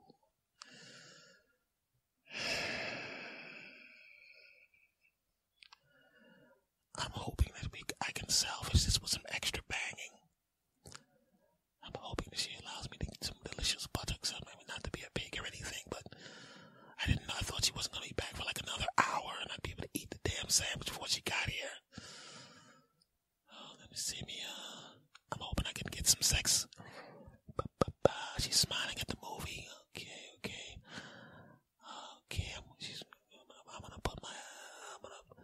I'm gonna sit next to her. She puts her leg over my leg. Great. She put her leg over my leg, and she put her head on my shoulder. Okay, this is great. Now, so far, this just means that she's in a good mood. Now, granted, she ate more of my damn ice cream sandwich, but if I wind up with some extra, see, the thing is, I know when we go to sleep, I'm going to get some delicious buttocks. But if I can get it on with her on the couch now, I'm going to get to have sex with her now and when we go to sleep. Okay, the movie's, see, I'm going to play it. Okay, I'm going to try it. I'm going to do one little quick sex move to see if she's into it. Okay, hands over her shoulder, hands down her right side of her body, hands on her leg. Okay, ease the hand to the buttocks and jackpot. She looks up at me and smiles. Oh, this is great. I'm actually going to have extra sex tonight. Well, I got news for you. She may have messed up my damn sandwich, but if I'll take the sex too, so this is great. I'm going to wind up with 49% of an ice cream sandwich and some extra delicious buttocks. This is great. I mean, you know, I really can't complain about this now, you know. I mean, I did get the big ice cream sandwich, so I technically had slightly more ice cream sandwich than I would have had I got the small one. You know, because if I had gotten the small ice cream sandwich, I'd literally have half of one of the small ice cream sandwiches and some sex, which is still great. But now I actually have more ice cream sandwich than I normally would have had anyway, plus the buttocks. I really can't complain about that. No, I can't. Okay, I'm going to tell the truth. That's not exactly what happened. This is what happened. Hey, what you got there? Oh, you got an ice cream sandwich? Yeah. Oh, okay. Oh, God. Let me get some. Let me get a knife. Oh, okay, cool. That's all right. You cut it in half. She actually did cut it exactly in half. Oh, okay, great. All right. And she eats her half of the ice cream. Oh, that's great. I eat my half of the ice cream thing. Yeah. She's sitting on the couch next to me. We're having a great time. And I'm thinking, oh, you think the ice cream sandwich is the only thing I'm going to tear up tonight? Oh. She gives me a kiss on the mouth. I'm like, yeah. She goes into the bathroom and I'm thinking, oh, she's going to take that shower. That means a boom, boom, jiggity, boom, da boom, jiggy, boom, boom, jiggity, boom, da boom, jiggy. And she says, oh, could you do me a favor? Yeah, what's up, girl? Could you go to could you do me a favor? There's a bag on the table. Could you hand me the box out of that bag? Sure, no problem, girl. I bet this is one of them, them hygiene products that she's gonna prepare herself for Big Daddy, And they go to Tampax. I didn't check the calendar. Damn it. Oh, here you go. Here's your sex killing tampons. What'd you say? No, there's a tampons. I just wanted to make sure you gave you the tampons. Thank you very much. I know you hate when I ask you to go get them, so I got them myself. Yeah. It's no problem, baby. From now on, I'm going to let her tell me to get them because then if I go get them, at least I'll know that nothing's going to happen for 4.5 days to 5 days. But I wasn't paying attention to the calendar. I just did. This is great. No ice cream. Yeah, half my ice cream sandwich is gone. And now I got 5 days of no. Damn it. Now you see what I mean. Sometimes you just want to have a little bit of something to yourself. You just want to prepare yourself to have that one little thing to yourself. You hold on to it, and then you can't have it. It's not the only scenario where something gets messed up too, man. I mean, this is something that happened to me with a friend of mine.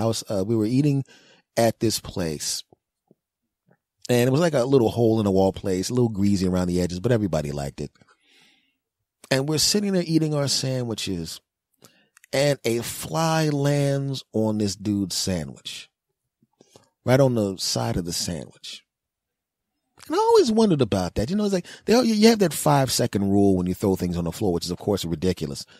But if you have a sandwich that you've been dying for a long period of time, you've been waiting for the sandwich, wanting this sandwich, dreaming of this sandwich, you finally get this sandwich and a fly lands on it. Do you eat the sandwich? Or do you cut off the chunk where the fly was and eat what's left over? I often wondered about that. So you can get away with that in a restaurant.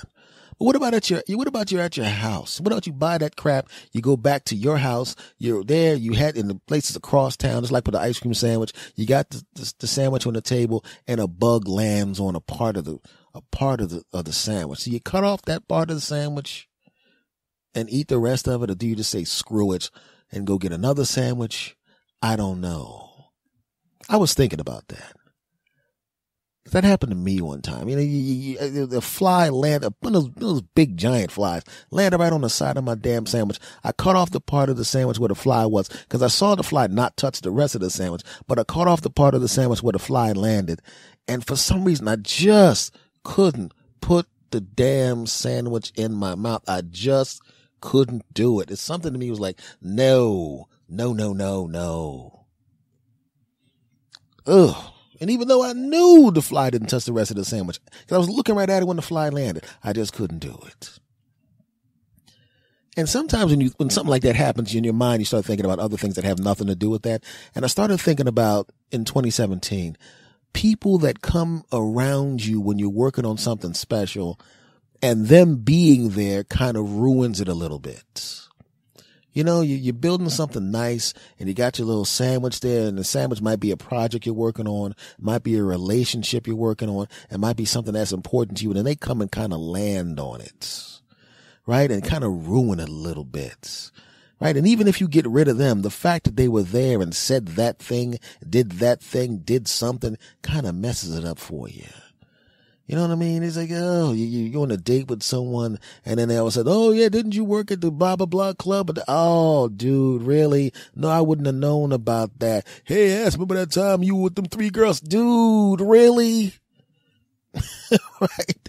And that was before, I mean, it was happened before you met the girl, or it happened before she met you, or whatever, some kind of weird thing that is not important. If they didn't tell you when you found out about it later, you wouldn't have cared about it, but you don't want to hear about it now.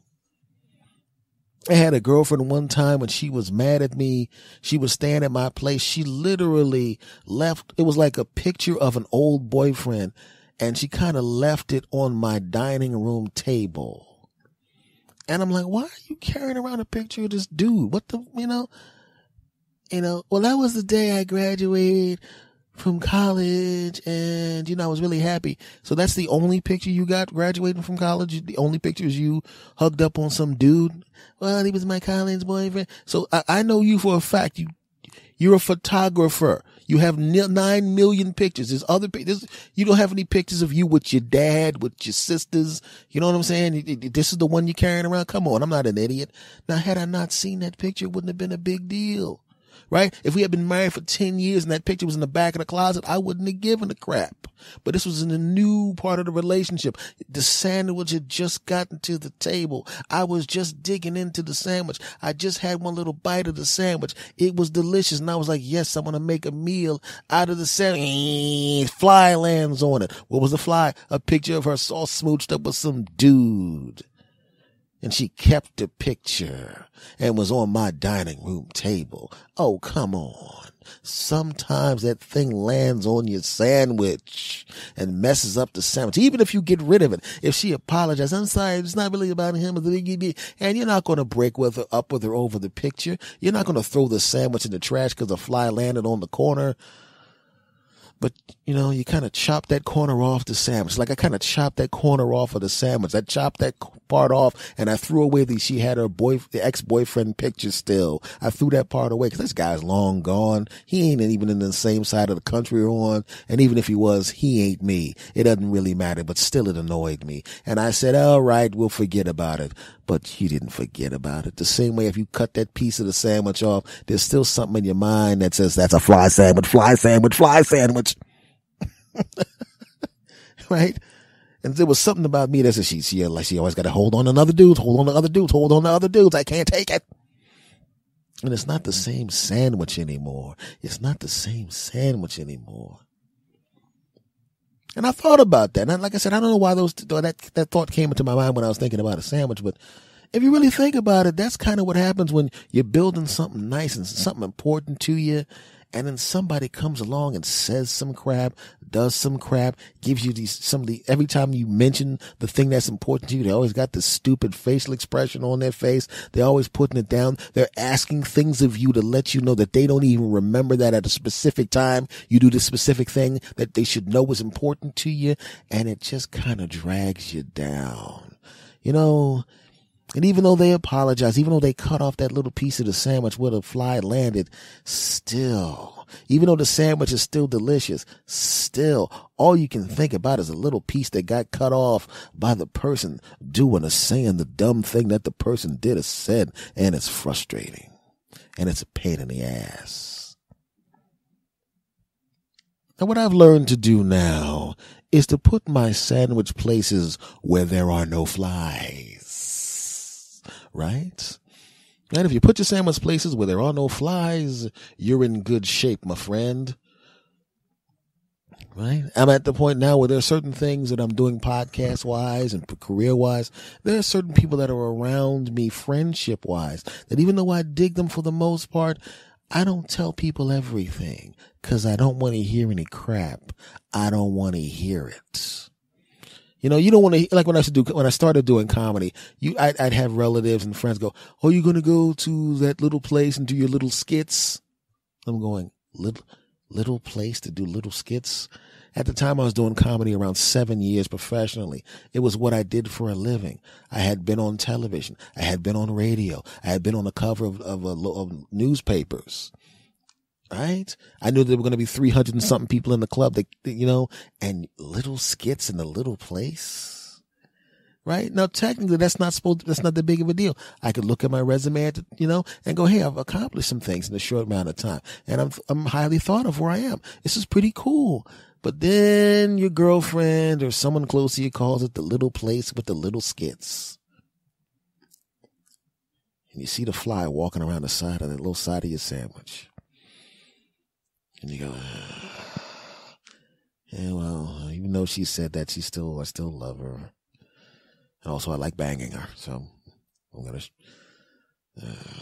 she says it again, and you put another sandwich down and another fly lands on it, and another sandwich down and another fly lands on it, and another sandwich down and another fly lands on it. And after a while, there's so many flies around that when you put your sandwich down, they jump on it, and there's 9,000 flies jumping on your sandwich like it's a pile of crap.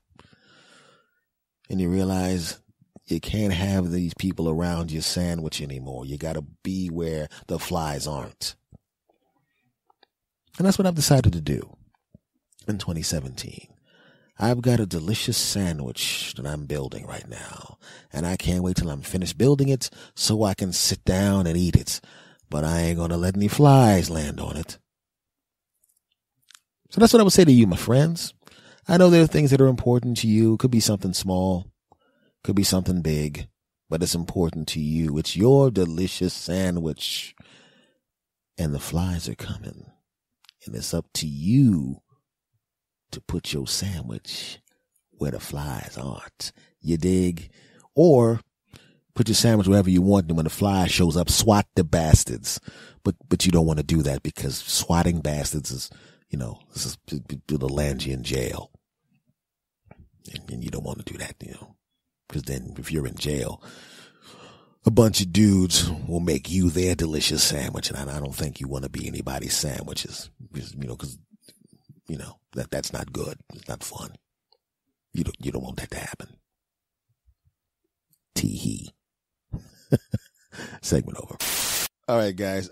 These are just things that have happened to me, that have amused me and tickled the crap out of me on occasion. Because sometimes when people hear your voice, they have a different picture of who you are than who you actually are. Sometimes people will hear my voice and not know exactly what person is going to show up. I remember it was a time I was going for a writing job, and I was a very young man, and I wrote this script, and I knew that I found out about the script, that I needed the script, and I found out about it late, and I wrote the script. And the lady's on the phone. She reads the script. Oh, this is the great. Oh, hey, yo. I'm not a writer per se. I mean, I have no real interest in doing that. But the thing is, I figured I'd take an opportunity. I mean, it was an opportunity at a job, so why not? And I had to do it really quickly. And she was, oh, this is pretty good. This, that, oh man. I said, well, I wrote it. When did you write this? Yesterday. You wrote this whole thing yesterday? Yeah. I mean, I figured it. I probably shouldn't have admitted that. But she's going, oh my God, if you wrote this in one day, blah, blah, blah, blah, blah, blah. I show up, and she heard my voice over the phone. And at the time, I'm living in LA. I don't even have a car. I mean, my clothes. I look pretty good, but it was obvious I didn't have any money. I wasn't like gross or had dirty clothes or anything. But it was apparent. You could look at somebody and go, okay, it's a nice person, but that person has no money. And it was very obvious that I was well put together, but I didn't have any money. So I wasn't, I know she was expecting, hey ladies, excuse me while I take off my $900 suit coats. Oh yeah, haha, Billy D. Williams, Colt 45. Oh, jiggity boom. Oh yes, I'm 6'4", jiggity boom, the boom, jiggity. That's what she was expecting. And then she sees this 5'8" and change dude who's got decent clothes on, but obviously doesn't have any money. And the same person was like, "You're the greatest, you're incredible. Oh my God!" It's like, die, scum bastard, die. It's like, literally, she's like, he's here, fantastic. Here, let's come out there and meet him. And are you out there? Hey, I'm out here right now. Oh, that's gonna be great. She comes like, hi, and die, bastard. Right? Now, at that time, when I was younger, when that happened, when you see that look on the lady's face, like, you're not what I expected, die bastard, it kind of hurts your feelings. It hurt my feelings back then because it was like, I was already feeling a little self-conscious because everybody there was dressed in virtually the same way that I was dressed, but it was very obvious that their shoes and clothes did not come from the same place that my shoes and clothes came from, okay? And I'm pretty sure none of those guys caught the bus to get there, okay?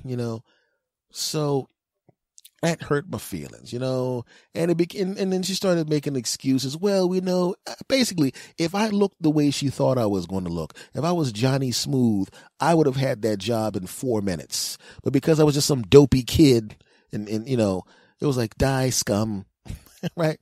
So the bus ride home, which was a long ride, was humiliating. She was so encouraging, and they were so encouraging on the phone, and the people I talked to were so busy, you're this, you're that, oh, we can't wait to work with you, this, that. There was so much of that crap that I'm literally go from a few days before not even thinking about it to 2 days later thinking, oh God, it's actually going to happen. So I'm telling everybody, oh man, it's a good chance. I'm pretty sure that. And now I got to take this long ass ride home and anticipate having to tell people who I just was telling all this great stuff was going to happen. And now I'm on the bus, and as I get closer to my home, I'm thinking, oh. Now at the time, cell phones existed, but they were only for people that had lots and lots of money. Even way worse than even now when the phones cost $700-800. I mean, it was worse back then. I'm like, oh, people were still using pagers back then, and I'm on the bus. Oh God. And I'm riding, and I gotta go back to my house. I gotta call my girlfriend, and I know her. She's probably already called everybody, and and it's like, oh, she's got a bunch of phone calls she's got to make. I'm glad I didn't say anything to my family back home because this would have been even worse.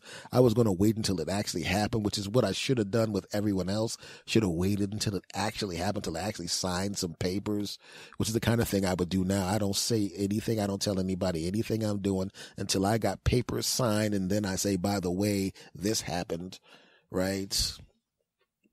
And I'm riding the bus home, and all I could think about was the die bastard look on her face.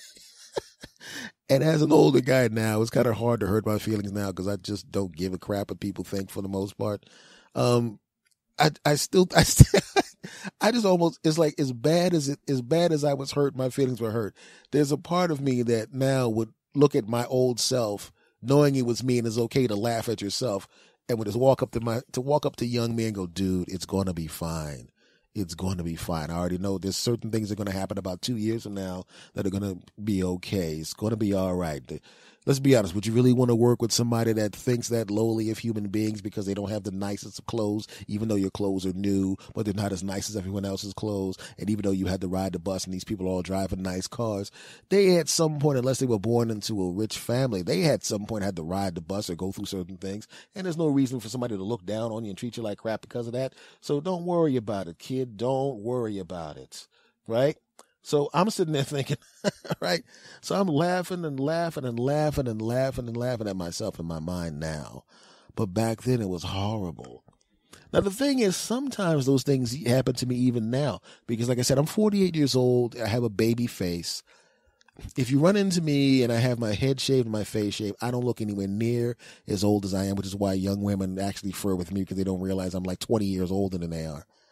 But then again, they find out how old I am and they go, it doesn't matter. You're a delicious chocolate man and bang me anyway. It's happened before. Yes, it has. Shut up. So anyway, but it happened to me a few other times. Like I have white hair on my head when I have, and I've had white hair since I was in my 20s. It was sprinkles of it, but now my hair is, there's still more black than white, but there's enough white in my hair where you can't miss it, and definitely on my face. Okay. But when like I said, when I shave my head and face, I look a lot younger. So but I don't care anymore, you know. So when the winter came around, I just let the hair stay on my head, and I didn't shave my face. What difference does it make? I ain't trying to impress anybody. What the hell do I care? So I go to this place, I had been before a few months earlier. And there was a young lady there. And you do that practice flirting where you're not really going to pursue the person, but you look forward to flirting with them anyway. You're never going to do anything with them. You're not going to do it, but you just look forward to the free flirting practice that you're going to do. Well, that's what this was. Right. So I'm going back there. I said, let me do some flirting with the pretty young lady at thing. I always wait until she initiates the flirting. I do a little more polite flirting and then I go about my way floating off like, yes, I still got it. Ha ha. Right. But I go back in there and I have this time it's been a little while. So I got white hair on my head. I got white hair on my face. I got my sunglasses on and I walk in there and I have had my hair. I have not shaved in a while. So I keep forgetting what I look like. I keep forgetting that I look like an older guy with the white hair on my face and the head because I still remember I know what I look like when I'm clean shaven. So I go up to the thing there and I'm preparing for the, hey, you're gay cutie, hey, this sweetie beanie, whoop, goop, goop, goop, goop, goop, goop, goop. And I'm about to buy my customary $1 slice of pizza, which I buy 50% because I want the $1 slice of pizza and 50% because I want the hot woman to tell me how cute I am and floop and flirt, right? Like I said, I'm not going to do anything with her, but I want to hear, I like when attractive women tell me I'm cute. Call me crazy. So I walk up there and I'm going to have my little half smile. I'm like, here comes the part where I ask for the slice of pizza. And she says, hey, sweetie. Hey, you looking cute, nice dimples, this, that, and the other things. And she doesn't recognize me. She doesn't recognize me at all. And why would she recognize me? She sees Mr. Youthful Face. And then all of a sudden she sees Uncle Ben from Uncle Ben's Rice show up. All right. She sees Frederick Douglass show up there. And, and I asked for the slice of pizza and she doesn't even, it's because now it's like, yes, old bastard die, scum die, bye, bastard die. What old bastard die, scum die. It's like just dismissive and kind of rude and kind of curt. And I'm thinking, well, maybe something's going on behind the business. Maybe obviously she doesn't know it's me, but here's the thing. Maybe something is going on behind the scenes. Maybe the store manager has been rude to her. Maybe a bunch of customers have been rude to her. I don't know what it is, but she's not behaving the way she normally behaves. She's not doing it the way she normally does. And, so it's not a big deal. I'm not going to take it personally. It's not a big deal. Next customer comes up while she's heating up my pizza. Excuse me, ma'am. I was like, yes, hey, sweetness, charming, engaging conversation, friendliness, human contact, actual eye contact, talking, enjoying the other person's company, acting like they're a human being, acting like they exist. And then she gives me my pizza. She says, excuse me, sir. Okay, let me talk to this old bastard who needs to die. Yes, scum die, bastard. Listen, I'm going to take your little punk-ass pizza in the back. I'm going to go in the back and put some oregano and some garlic on it. Now, you're going to hear the sound of a bunch of us back there spitting on it, but I want to let you know that it's just a machine that sounds like us spitting. The machine also sounds like us saying, F that old guy, he ain't nothing, he's ugly, old bastard die, puff, puff, puff with us spitting. But once again, it's just the machine that sounds like that. What pizza machine sounds like 520-something women spitting on pizza and saying, die, old man? I mean, I'm not understanding you. Well, it's the new technology. I mean, I don't expect someone from your generation to understand it. Okay. And I get my pizza. Now, she didn't spit on it, I don't think. And then I leave.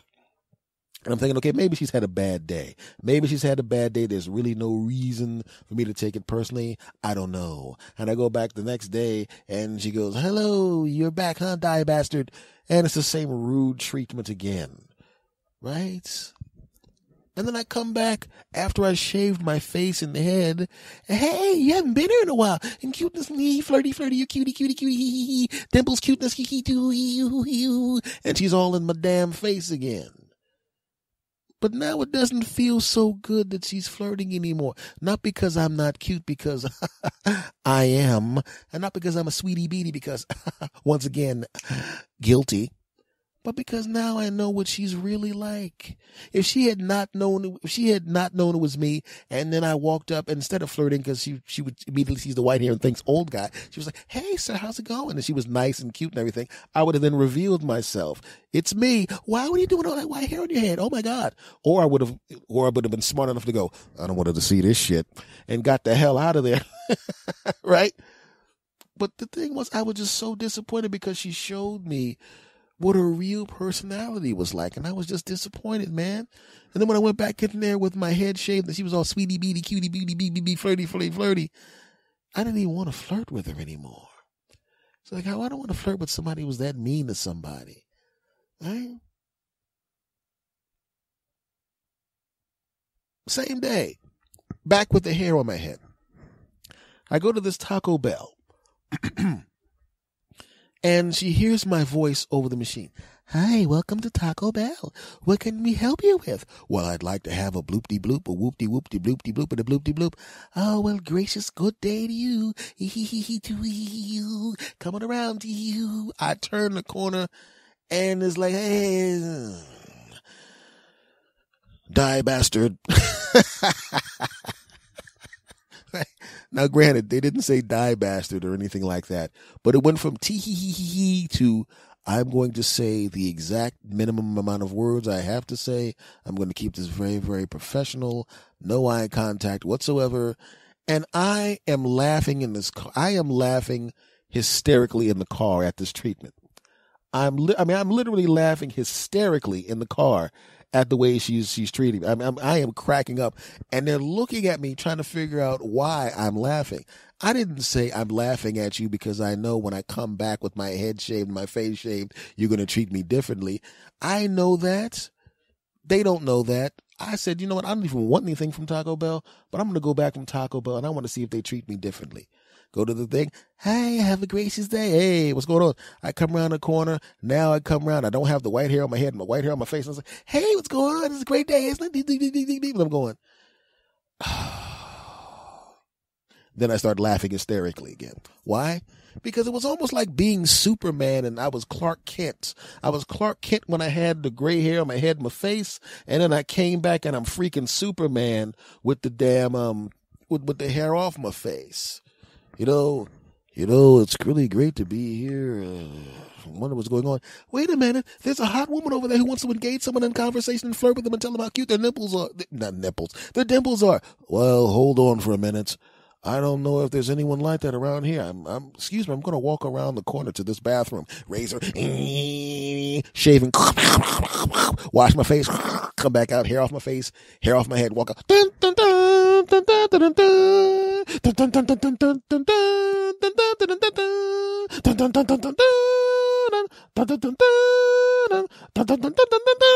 dun, dun, dun, dun, I'm here now, young lady. That's right, you have someone to flirt with.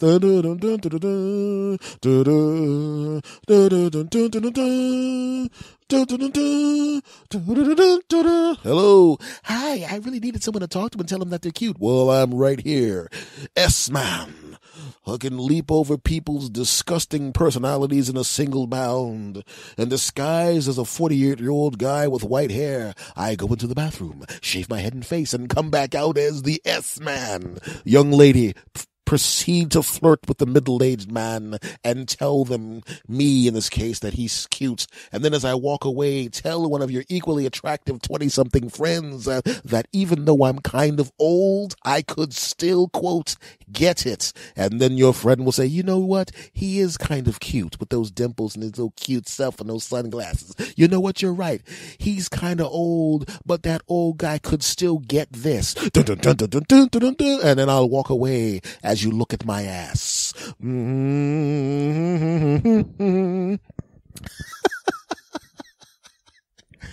Oh, God, because that's what happened the day before. The die bastard scumbag. And then all of a sudden I come back my regular self.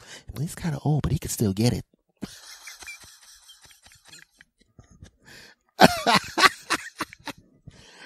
Oh, man, it was like being Clark Kent.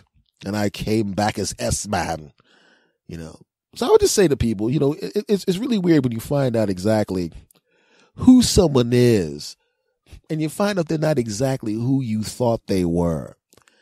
You know, and the thing about it, like I said, it didn't really bother me that much as an older guy. It bothered me, like I said, as a younger guy, it bothered me. As an older guy, it doesn't bother me too much. It just disappointed me, man. Because when you're an older guy,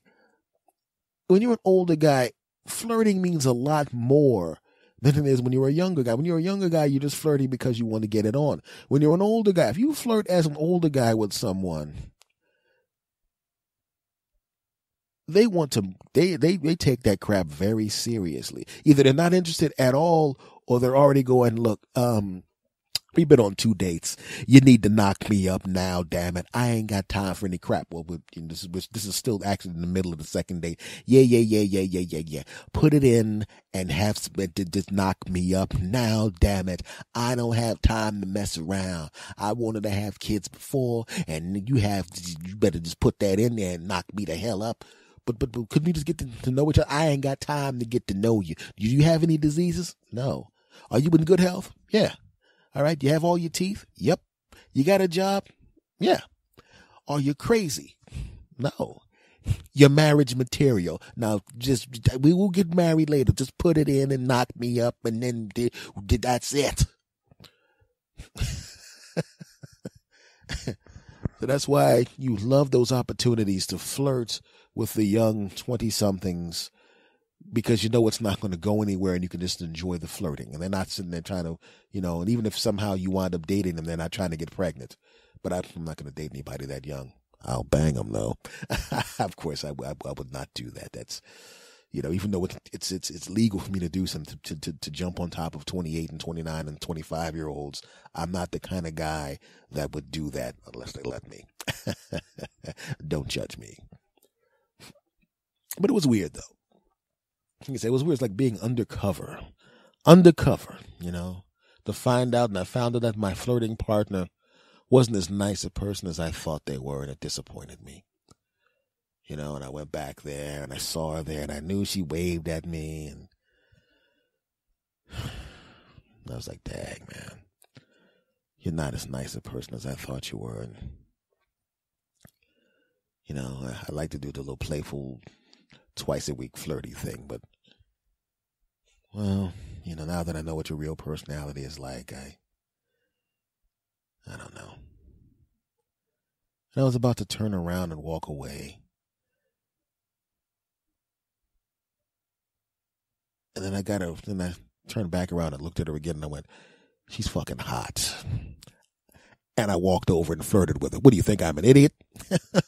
I don't care what her personality's like. It's not like I'm dating her or something. If she was a person I was going to actually have a relationship with, of course, the most important thing is the kind of human being she is. And since I'm never going to get it on with her and I'm never going to date with her, I'm just going to take my free flirts with the hot 20-something who thinks I'm cute. Does that make me shallow? I don't care. Shut up, punks. If a hot woman was flirting with you all the time, even though you knew you weren't going to be able to do anything with her, would you take the flirting? That's all I can get, and I'm going to take it. Shut your mouths, punks. Don't judge me, you bastards. I'm taking my free flirts. How dare you? So that's the thing that happened to me most recently. Free flirts. And I took them. And the next time I go to that store, I'm taking more of them. Yeah, that's right. Segment over. Well, folks, this has been this episode of the S. Anthony Says podcast, episode number 248. I want to thank you guys very, very much for everything that you do. I want to thank you guys for coming back. I really do hope you had a wonderful holiday, even though I did say happy holidays to you after Christmas. But I'm hoping that you had a happy new year. Hope you got drunk and were around people that wouldn't do weird crap to you when you were drunk. Hoping when you woke up this morning, you didn't have like a penis drawn on your forehead, or worse, have some dude actually have his penis on your forehead because you slept in an awkward position. I hope you woke up where you're supposed to wake up. I hope you didn't find your car covered in vomit because you made the mistake of parking outside of a popular sports bar. I hope everything worked out for you, and I hope that you had a wonderful holiday, and I hope the best for you for 2017 and going forward. Folks, I just want to say, You want to contact yours truly? The email address for this show is talktosanthony@gmail.com. The social media for me personally is at @SAnthonyThomas on Twitter. The Twitter for this show is @SAnthonySays. I'm also, of course, on Instagram, surprisingly enough, @SAnthonyThomas. You can hear this show on TuneIn Radio, Stitcher Radio, iTunes, Google Play Store, iHeartRadio, and the home base is santhonysays.podbean.com. And I just want to say thanks, man. I mean, you guys have been really, really cool to me over this time. This is the beginning of a new season of the S. Anthony Says podcast, because my new seasons start on January 1st. Granted, I don't take any hiatus, nor do I take any breaks off, but, you know, it is what it is. All right. So much love to you all. And I want to say, it doesn't really matter to me where you listen to me. It doesn't matter if you're listening to me when you're on a riding mower, where you're walking down the streets, on a treadmill. Thank you very much for allowing me into your earbuds, into your heads, into your hearts. Thank you for everything. Much love to you all. And I'm going to say goodbye to you the way I say goodbye every time. And I want you to say it with me, because you know how I do it. On the count of 3. 1, 2, 3. S. Anthony. Out. Go! S. Anthony Thomas. Go! S. Well, hello. How are you doing? This is the S. Anthony Says podcast. This is the S. Anthony Thomas, and this is episode number 313. And I want to thank you guys very, very much for stopping back here. And for the past 4+ years, you've been listening to my punk behind. Thank you very, very much for everything, Bastard Army. Thank you very much.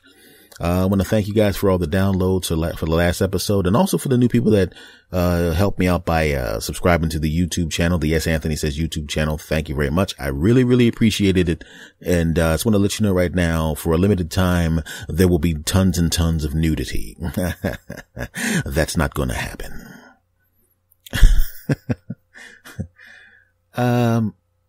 It's something I want to talk to you guys about. You know, this is was something interesting that I saw at the supermarket that brought up something that happened to me in an interesting way. It brought back some memories. I was never struck as a child. There was no corporal punishment. I didn't get hit at all, you know. But, you know, the next generation up, the parents, of course, they got their behinds whooped. And of course, the grandparents got their behinds whooped. But because I didn't get whooped, I realized that one generation above me, the parents, they got whooped, and the grandparents were the whoopers. So I'm actually 2 generations away from buttocks whoopings. And it's interesting because, you know, if you have parents over the age of 68 and over, and they had relatives from down south, they all have stories about, I got whooped with this and whooped with that, and this got whooping and a whoop, and she picked up this and he picked up that and a whoop.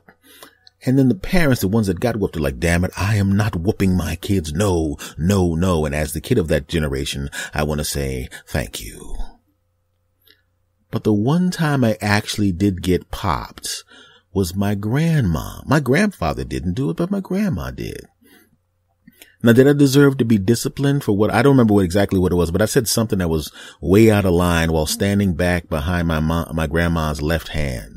And I remember her, first of all, she was very, very accurate. She hadn't whooped a child in a while, but apparently she kept her accuracy. Maybe she had a dummy where she pimp slapped the dummy to keep her accuracy going. You know, maybe okay, hold the fake dummy child up. I'm going to look away.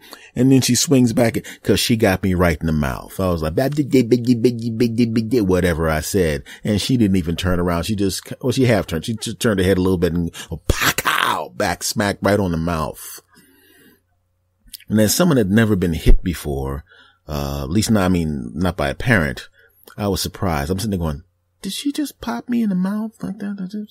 I hadn't even felt the pain yet. I was just completely surprised that hand came back and right in the mouth. And then the mouth started to hurt. And I realized, you know, when you say smart alecky stuff to someone who you've already heard has whipped their own kids' butts, maybe you shouldn't do that. It wasn't like I didn't know she whooped people's buttocks. It wasn't like my mom and my uncles didn't talk about the fact that they got whoopings. I knew about it. But still, I had to go and poke the tiny bear, because my grandma was tiny. To poke the tiny bear. I probably shouldn't say bear. Right? Because she was a pretty little short person. Okay? But I thought about it. As I'm sitting there with my mouth hurting, I realized not only did I have the stories of the whoopings that the generation above me had gotten from her, I had actually seen it close up where I almost got whooping. I could have got a whooping. My cousin could have got a whooping. You see, as young children, we were trying to be slick. We noticed how close the word ask and the word ass were. And one time, one of us, I forgot which one it was, me or my cousin, we mispronounced ask and said ass. And having already been, heard the stories, I was waiting, or he was waiting. I can't remember which one it was. So let's just say it was me. Was waiting for the whooping, but nothing happened. Yeah, it was me. I said ass instead of ask. And my cousin looks at me like, oh, you going to get it now. She already popped you in the mouth. But she didn't say anything. She just assumed it was a child mispronouncing the word ask. So I avoided the whooping that would have come. I was a smarter child, or as an older child, I would have realized, yo, dude, you already got popped in the mouth, but it wasn't that big of a pop. So you know what could happen. You almost got it again, but you just assumed the best. Maybe you should just leave it alone and just don't even use the word ask again for a while. But no, my cousin sees an opportunity.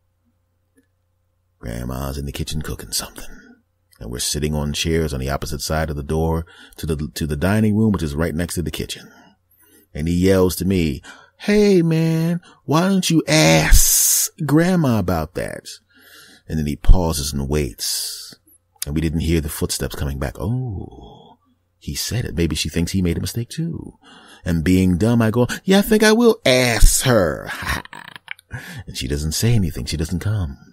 And then this is where kids are dumb. Instead of just, okay, we got away with it the first time, which wasn't a mistake. This time we're going to get away with it on purpose. We kept finding excuses to say the word ask, but pronounce it ass. And we kept doing it. And she kept not doing anything. And we kept getting louder with it. And we thought we were slick. And then one of us said it one time too many. And we heard, she's coming towards us, and she seems to have grabbed something.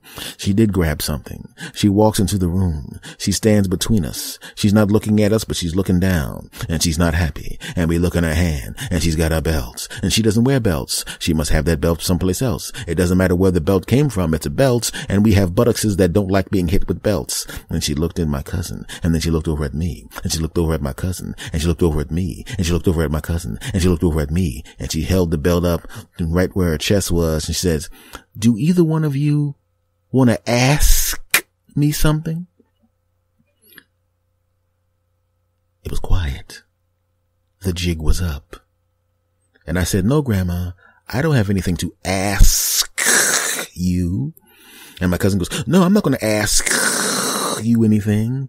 And for the next 5 years of our lives, we held on to the K and ask the same way you would hold on to the window if somebody was trying to throw you out of the window. We wrapped our hands around the K and ask and hung on to that crap. A couple of times I held on to the K in a word that had nothing to do with ask. Okay. I just said, whatever it is, hold on to all K's. Is that a hitting? That didn't even make any sense because that K was in the front of the word, but I didn't want to get popped in the mouth, and I saw the size of that belt. 2 generations away from buttocks whippings.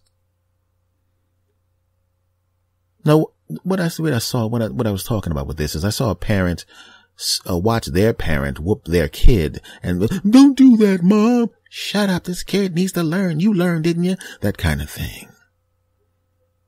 And I started wondering why, if you're a parent that has a kid that you think could benefit from getting a spanking, but you don't want to spank because you were spanked, or maybe you, like me, 2 generations away from spanking, but there's a party that's going, I'm really mad at this kid. Maybe the kid needs a spanking, but you don't want to do it. You don't want to do it. I would never do it, but I'm pretty sure there's some people out there who, like me, would never actually strike the kid, but unlike me, would facilitate the kid actually getting struck by the parents, maybe the grandparents. You know what I'm talking about. People set people up all the time, damn it.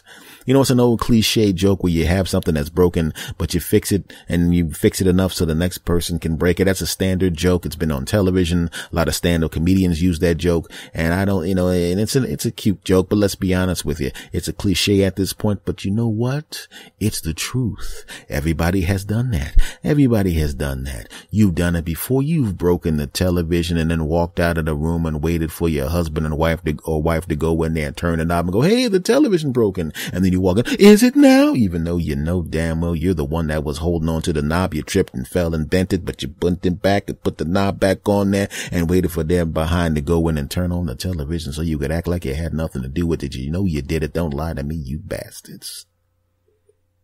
Come on now. You mean to tell me you've never done the thing where you know daggone well you and your spouse get into fights about who eats the last piece of pizza, who eats the last piece of cake, who gets the last of this or the last of that, and you knew daggone well she was supposed to get the last piece of pie or the last piece of cake, but she's been dawdling about getting it, and you're thinking, hey, if you wanted the last piece of pie or the last piece of cake, you should have got it already. It's been 3 days. It's been 3 days, and you haven't even touched the last piece of pie or the last piece of cake, and I want that cake, and you won't let me have that cake or that pie. Why not?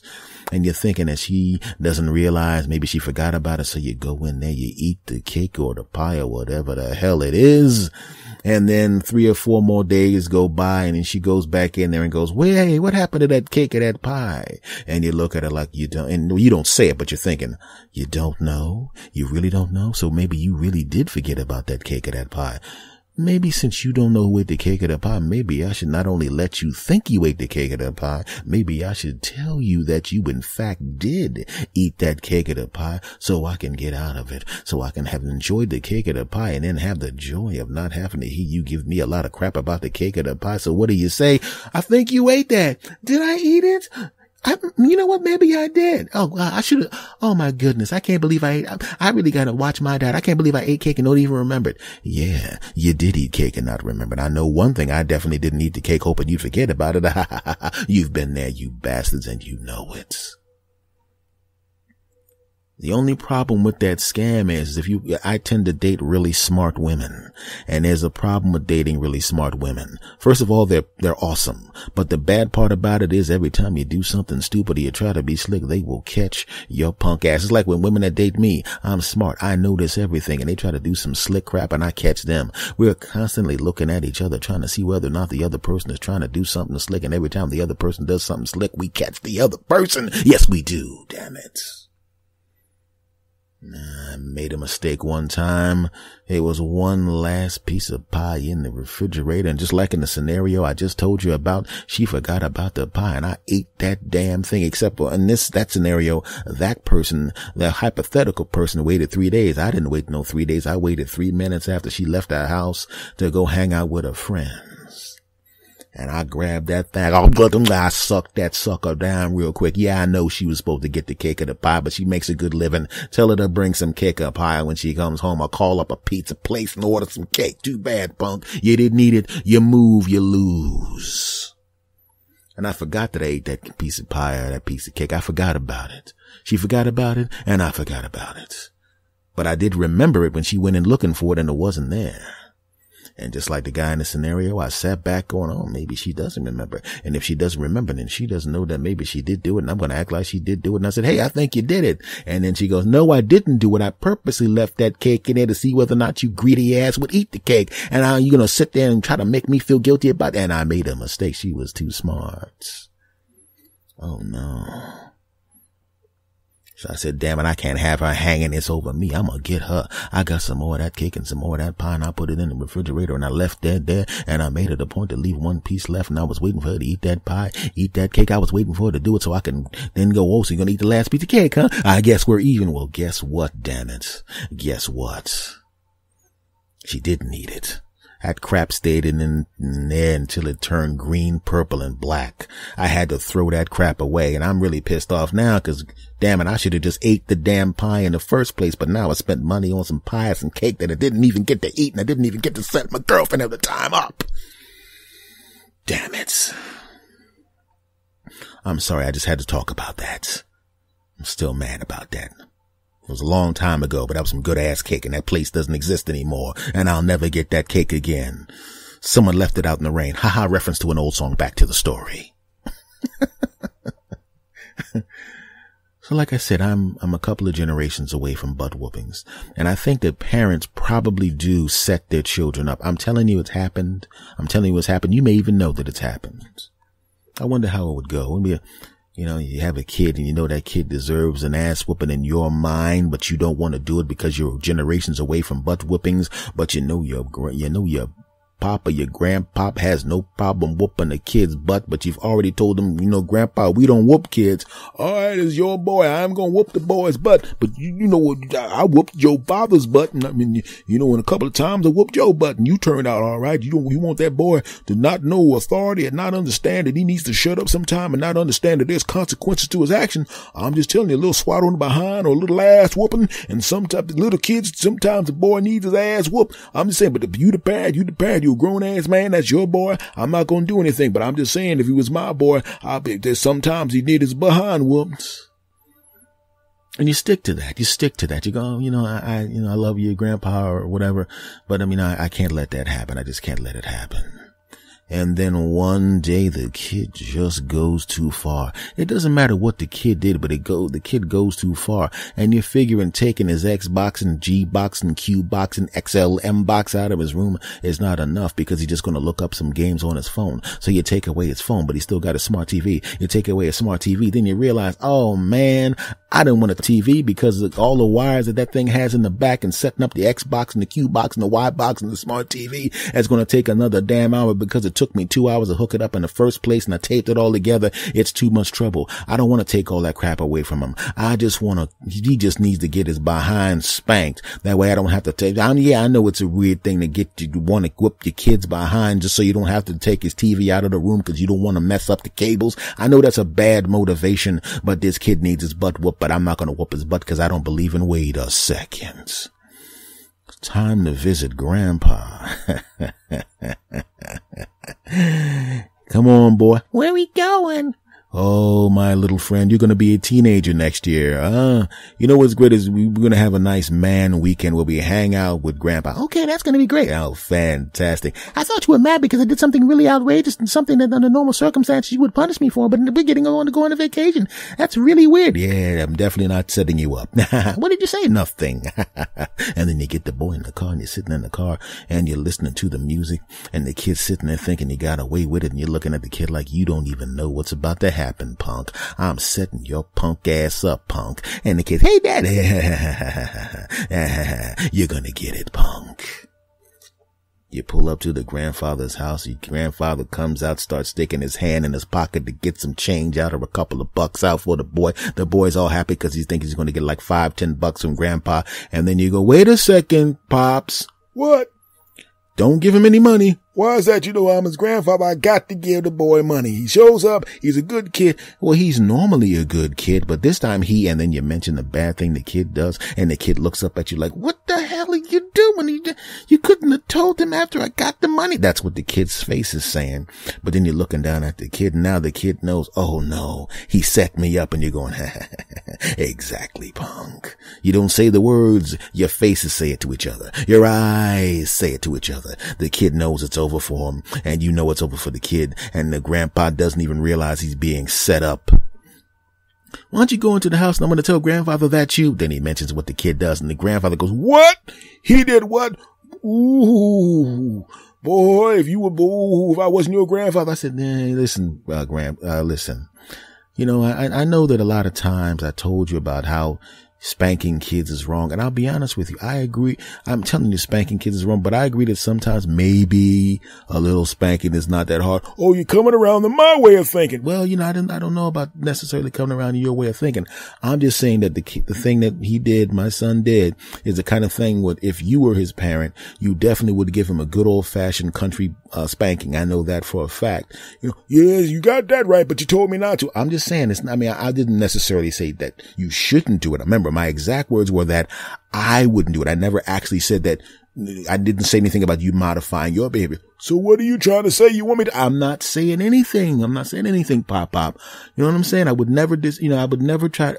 Look, all I'm saying is I'm just a little distracted right now because I was in the car with my son and he was saying something about you being really, really old and weak and how you're probably too much of a pitiful old man to really give a good butt whipping. He said what? I probably should not have told you that, because I shouldn't betray the kid's confidence. I shouldn't betray the kid's confidence, because he's my son. I should keep what he says to me, between us. I'm sorry about that, Pop. I shouldn't have let you know that he said that. You know what I'm going to do right now?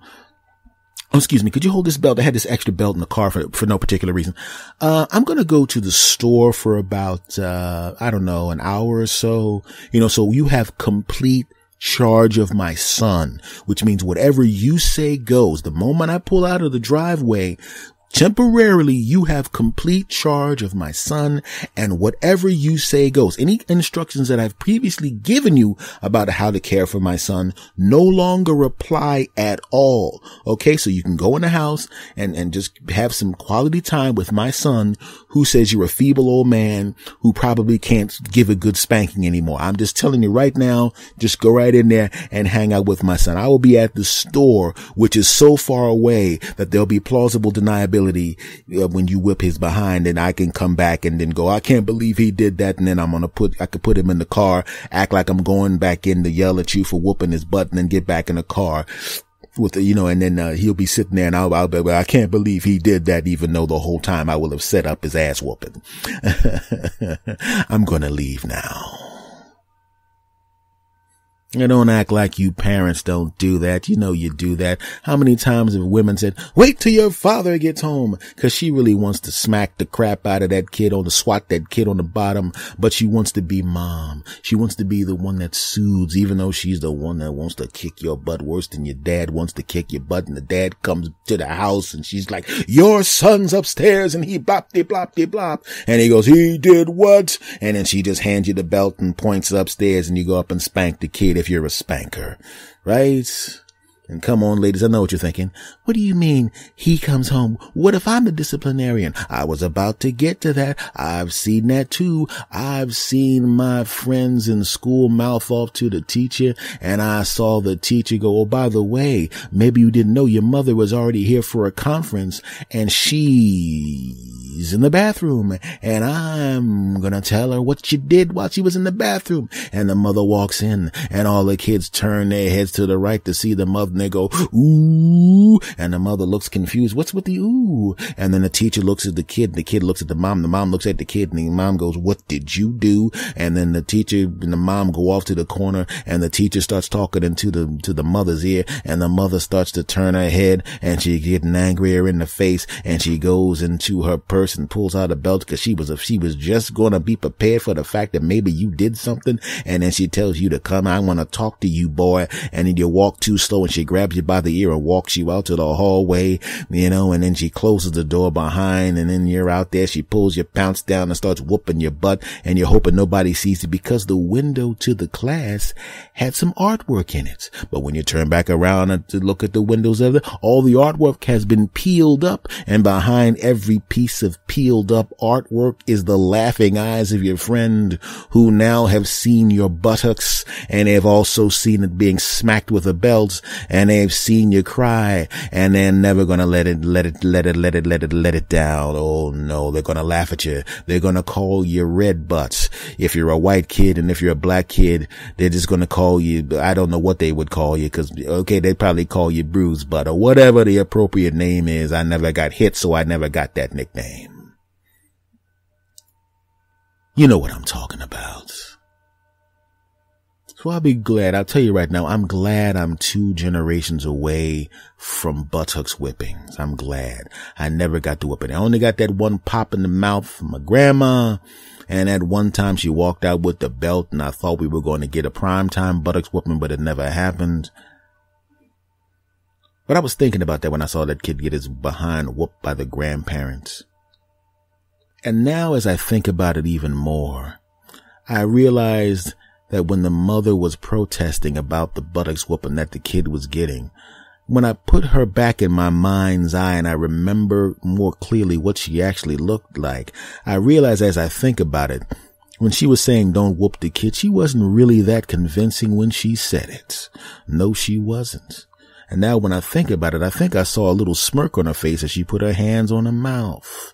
You know what I'm saying? You know what I'm thinking? I'm thinking she might have set that punk kid up. She might have walked him through the cereal aisle knowing damn well every time he goes into the cereal aisle, he wants a box of a specific cereal that she's never going to get for him. And she says, Grandma, why don't you take him in there to get some cereal? And the kid flips out and the mom walks 2 aisles over and the grandparent wants to whoop that kid's butt so bad for flipping out. Then they go outside and the grandparent can't hold it anymore. The kid's still flipping out. She whips the kid's butt and the mom's standing there laughing like, good, I couldn't whip him because I'm away from the whooping generation. But it's great to set that punk ass kid up to get his butt whooped by someone who's from the whooping generation. Yeah, I said it. So parents, I know nowadays you can't whoop your kids.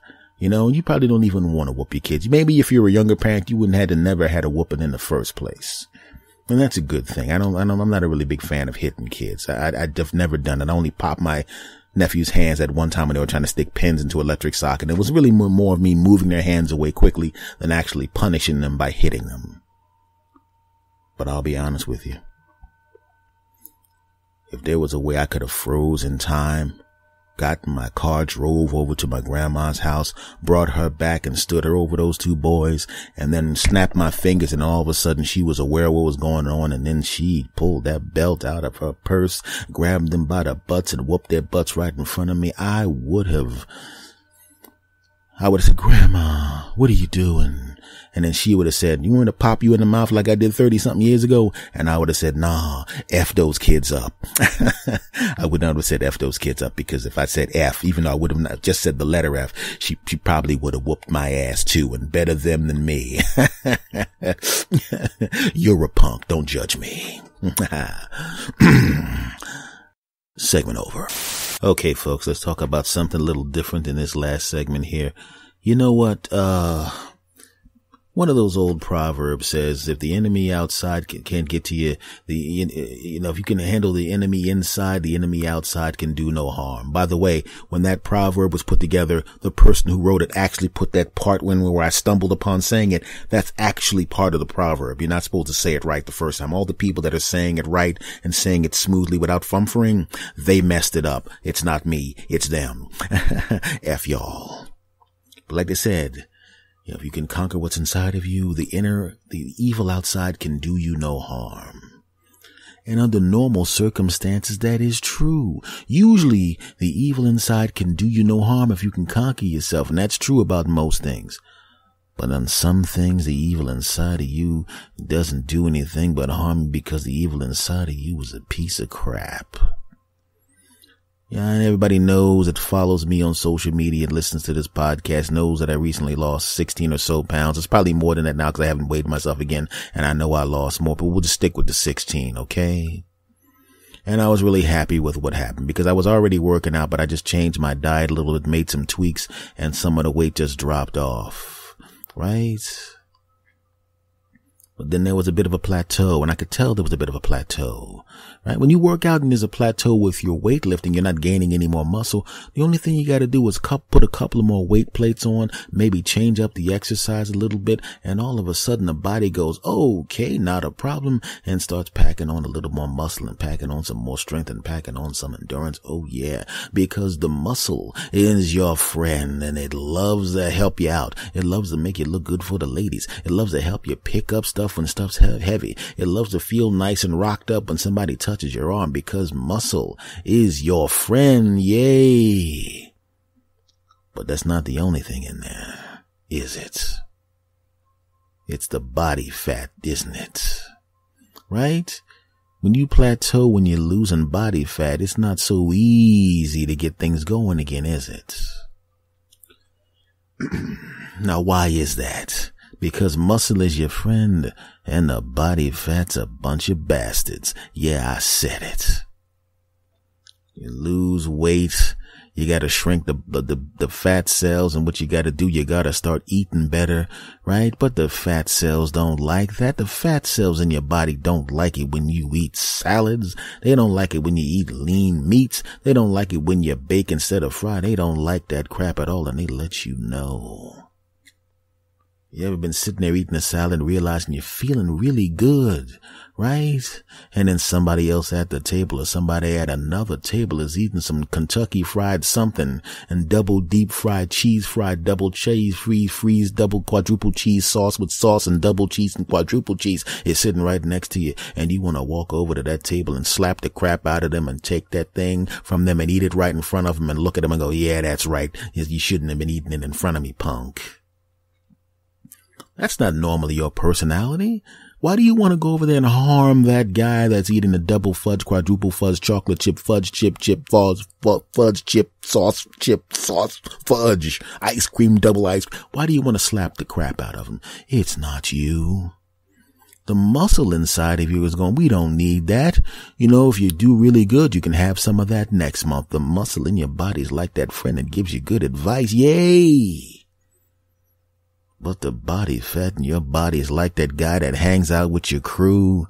He's the guy that hangs out with the crew. When you see a group of friends in a movie, you know, when you realize that the friends are going to be okay, but there's always that one friend that they got to bail out of jail. That one friend that gets him beaten up because they're trying to save his ass. That one friend that you know, if you become successful around him, you better get away from him quick because he's going to do something to mess it up. That's what the body fat is. It's that friend that you gotta get away from, or that relative that you gotta get away from, or that hanger on that you gotta get away from, but you can't get away from the bastards because the bastards in you.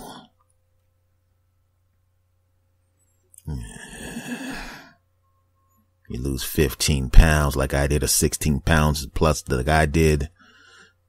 Right? And you during the time when you were losing that weight and you didn't even realize you lost the weight, you didn't really have any cravings for junk food. You actually at the point now where it's been a month and a half or so, and you're starting to actually enjoy the fruits and vegetables. Yay. But then the doctor tells you, you've been doing great and you lost this weight. Keep it going. Keep it going.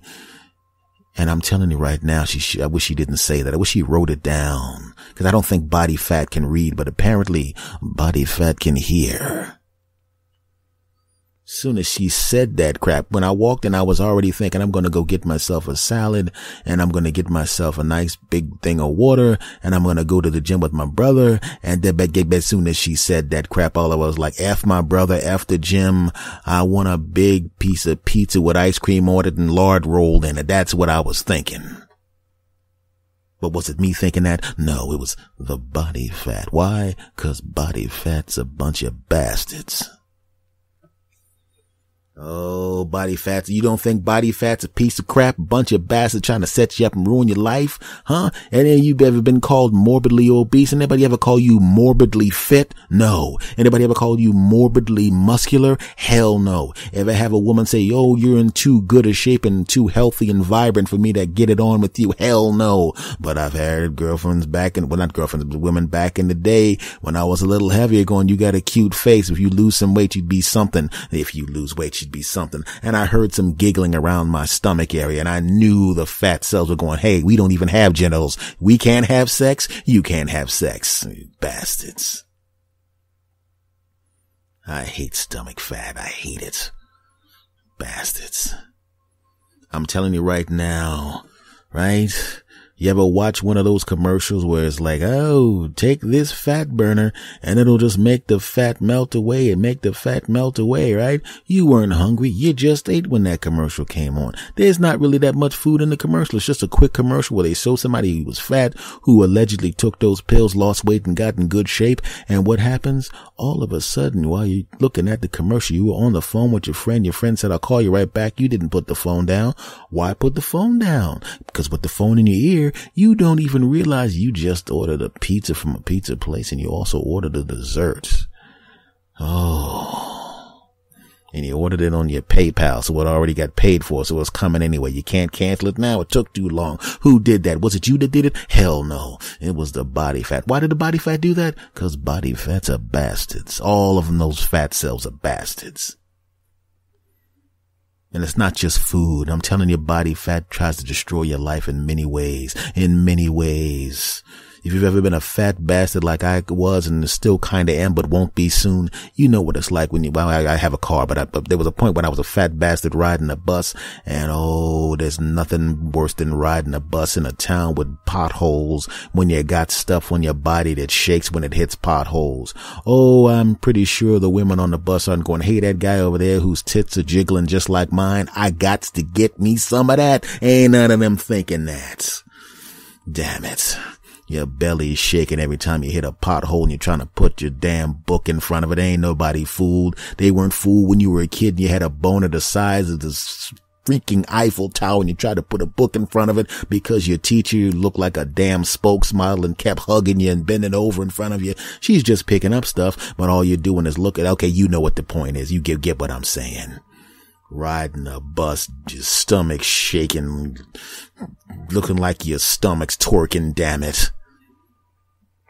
And you start to tighten your stomach muscles. Every time in the bump, you tighten your stomach muscles up and hey, your stomach's not jiggling. You don't look like you're as much of a fat bastard as you actually are because you crush your stomach up and keep it from jiggling. And finally, a lady on the bus comes on who didn't see you jiggling around like a piece of jello and she sees you and she sees your face and thinks you're cute. She walks over to talk to you. She can see you're a little bit of a fat bastard, but it doesn't matter. Women like to fix stuff, right? And you're the stuff they like to fix. You know what I'm talking about, damn it. And she starts talking to you and you're holding your stomach in and you're holding your stomach in and you're holding the stomach in and you're holding the stomach in and all of a sudden you hit a big strip of clean, smooth road.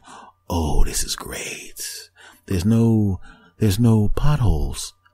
And since there's no potholes, you get a little lazy and you stop sucking in your stomach. But she's looking at your face. She's looking at your face right now, telling you how she likes your dimples and how cute you are. She just touched your face. Oh my goodness. When a woman tells you that you're cute and that you got cute dimples and that she touches your face, you know the next thing she's going to hand you is her phone number. Oh yeah. Oh, this is going to be good. And you don't pay attention and you don't tighten up your stomach. And the next thing you know, there's a whole bunch of more potholes and those potholes hit and you're not tightening up your stomach and it looks like your stomach is twerking and she looks down and sees that, but she's already kind of liked you, but she sees that and she's imagining that bouncing on top of her and there's a part of her that's going, and you had a hand in her purse to reach for her phone number. She was going to hand you her card with a number on it. Maybe she was going to grab a pen and write it down. And then all of a sudden you start noticing the conversation goes from flirty to more technical. Right? She's a nice person. She just says, you know what I like to do a lot? What's that? I like to work out a lot. Oh no. Now she's talking about working out. She's basically letting you know, you fat bastard. I didn't realize you were such a fat bastard till you let your stomach loose and it looks like your stomach was twerking, you fat piece of crap. Right? And you see in her hand, she's got a blank card and a pen, and you look away for a second, and then all of a sudden the blank card and the pen are back in her purse, and now her hand's back in her purse, and then another card comes out, and then she hands you the card and offers you her personal training sessions. It was going to be her phone number, but it's what personal training sessions. Oh. Now, in this particular case, the joke's on the fat cells. The fat cell says, hey, he's about to get laid. Jiggle as hard as possible and ruin it for him. But what the fat cells didn't realize, it backfired on him. She actually gave you the card because she's a personal trainer. But then again, maybe it didn't backfire because you know damn well you're not going to go to the personal training thing, because if you go to the personal training thing, there's no way in the world she's going to think of you as anything but somebody she's personally training and not somebody she wants to date. So the fat cells win. Freaking fat cells.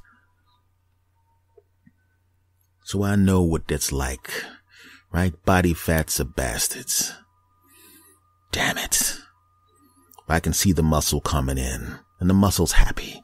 But the body fat just doesn't want to go. The body fat is like a damn tenant that won't leave. right? It's almost like the body fat is now picking a fight with the muscle that's coming in. Cause the body fat, cause if you go to a Thanksgiving dinner and you eat a Thanksgiving dinner, what happens? You'll gain 3, 4, 5 pounds of fat on your ass, right? But in that same one day, you can't work out one day and gain 5 pounds of muscle. No, you can't. So the muscle is actually outnumbered by the fat. Oh no.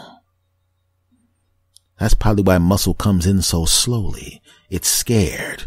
Hey, let's go in this guy's body and make him healthy. Whoa, what is that? What is that yellow crap? Body fat, bitch. This is our house. We run this. Alright? You're not welcome here. We've heard stories. We've heard stories about the fact that you, muscle, burn fat. Do you now? You eat us for energy? Oh, really? Well, see if you can eat up all of this. Oh my God! Exactly. I'm not gonna stay on his body. No, you're not. You're gonna get out of here, punk, cause we run this. Hey, muscle. Yeah, let's get the hell out of here. What's going on? There's too much fat. Oh shit. Ha ha ha ha. He's gonna be fat forever. Well, let me tell you something. This is S. Anthony speaking, and I'm looking at my rapidly flattening stomach. How's it feel to realize you're losing? Huh?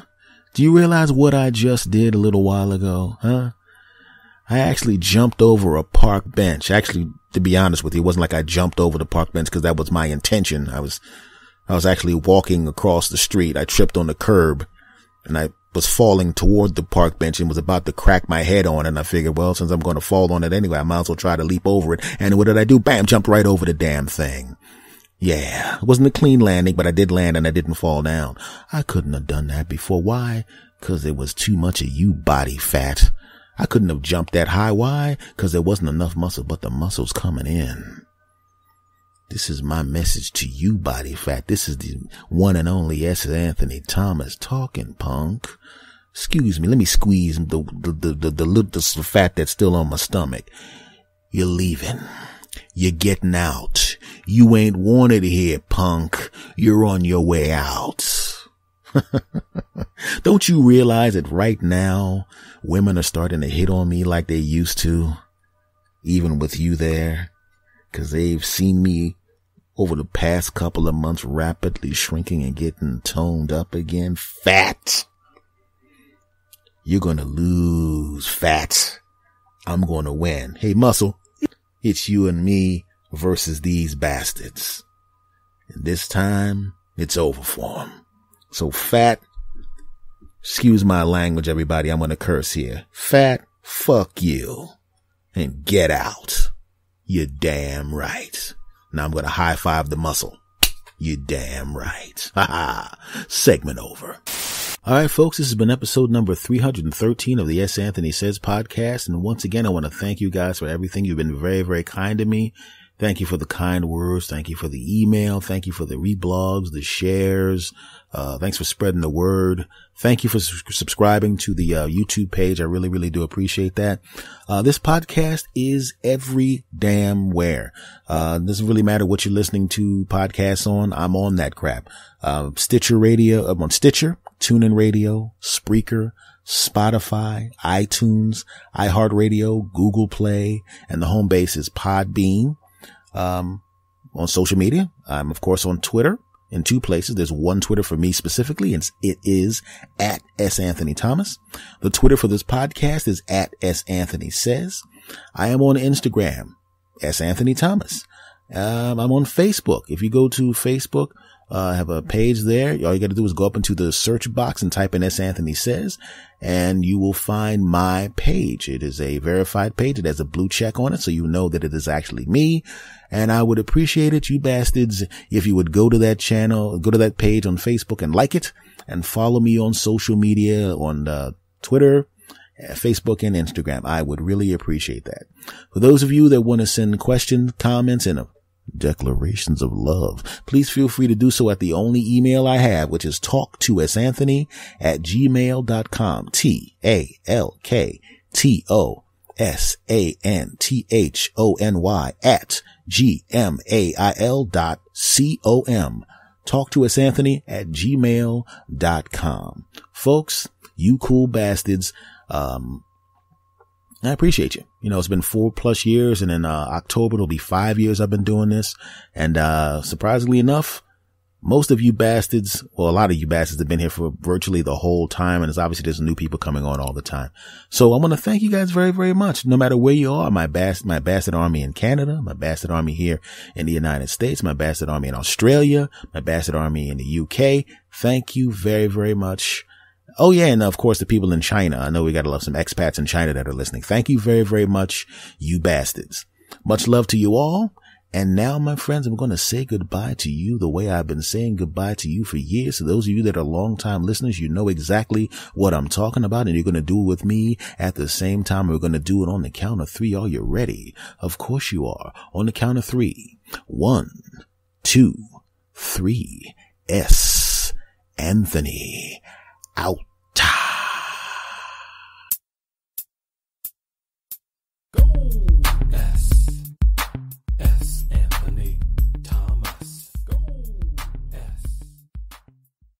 Well, hello. How are you doing? This is the S. Anthony Says podcast. This is the S. Anthony Thomas, and we have reached episode number 298. 298. That's right. Episode number 300 is coming up very, very soon. You know, when it's one of those milestone episodes, every 100 episodes is a milestone. And when I started doing this 4 years ago, it never even crossed my mind thinking about the number 300. And quite frankly, I never really thought about the number 100 when I started doing this. Because a lot of times you're just kind of in the process of doing these things and you don't really think about it that way. You know, I didn't really start paying attention to the fact that I was hitting episode number 100 until I started really approaching it. You know, episode number 95, 96, 97. Same thing with episode number 200. I mean, you know, you're approaching the number, but you're not really paying attention. You're just doing your thing. And as I got close to number 200, it was like 197, 198. And now I'm at 298 and I'm approaching episode number 300. Now, the reason I'm bringing this up, because obviously you can count. You can see this is episode number 298 and you can count. So you know episode 300 is coming up. The reason I brought this up is because many times when you hit milestones, it kind of makes you reevaluate things and make decisions about whether things are things you want to continue to do, whether it's something that you figure you've made your point and there's no reason to continue. You figure, and it's not just something like this. It's also in relationships. Every time you may not even realize you're doing it, but if you're in a relationship and it's not going really, really good, or you're having a tough time, or you had a bunch of fights, there's a small part of you in your mind that's going, do I want to be a husband? Do I want to be a wife? Do I want to do this anymore? I've never been married, but I've lived with a couple of women, and there's a part of me in the back of my mind when times weren't going good, where I was thinking, do I want to be in this relationship? Do I really want to be with this woman anymore? Is this someone I could wind up living with for a long period of time or forever, or if somebody I can marry or somebody I want to raise children with? And there are times in your life where you're sitting there and you're looking at what's going on around you, and you have to make a decision whether this is something you want to continue to do. And I've had to make that decision on very, very few occasions, because most of the things that I'm doing, that I do, I tend to do things that I want to do. So I really don't have to make those decisions that often. But it came very, very recently where I had to start thinking about things like that. I started to think about things that I'm doing right now and deciding whether or not it's something I wanted to do, including this. Now, as I approach episode 300, I started to think, 300 is a good number. If I do 300 of these things and I just let them stay in the universe, maybe, put them on YouTube, or put them, just upload a bunch of them to YouTube and then have all 300 episodes on YouTube and just let them sit there. At least I can point to it and say, yes, I did that. It was fun. The people that listened to it liked it, but that's enough. And that's what I was thinking. Now, I want to explain to you why I was thinking that. It didn't just come out of nowhere. I wasn't just walking down the street or driving down the road and going, do I want to do this anymore? I was in the ER recently for 11 hours. Now, if it wasn't for that trip to the ER and the health scare that I had, there is absolutely no way I would even be thinking like that. But sometimes when things like that happen to you, you sit back and you look at all the things that are going around you and you realize life is short in the grand scheme of things. And, there are certain things you might not want to do anymore. Now, as it turns out, I'm going to be fine. I said health scare because it was a scare, but I'm going to be fine. But I was in the ER for 11 hours. And when you're sitting there not feeling well in an ER for 11 hours, you start to think about things. And you start to think about things you already thought about, and you think about them differently. I'll explain what happened.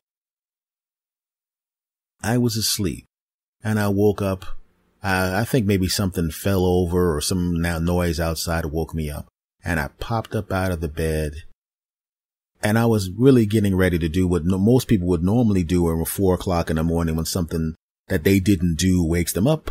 I was prepared to take about a shovel, dip it into a big dirt pile of obscenities, and hurl those obscenities into the ether, and then go back to sleep calling someone's mom a name in my head. Okay. But that's not what happened. What happened was I woke up and I felt really, really bad. I mean, really bad. And I stood up and I felt even worse. I was just feeling really, really weak. I was feeling really tired. I was feeling dizzy. And as I started to walk around, my heart started to beat very, very quickly. These are not things you want to have happen to you. Not a good idea to have these happen to you. These are not good feelings. I would not recommend these feelings to you. So the ambulance is called. And normally I wouldn't call an ambulance. I'm like, I'll be all right. But this time I figured, dude, call the damn ambulance. Call the ambulance. They show up. And I'm in the back of the ambulance. And they're going, and the people that show up are doing ambulance things. Asking for your insurance, asking you questions. How old are you? What do you weigh? And then I decided to tell them the truth because I was like, 170.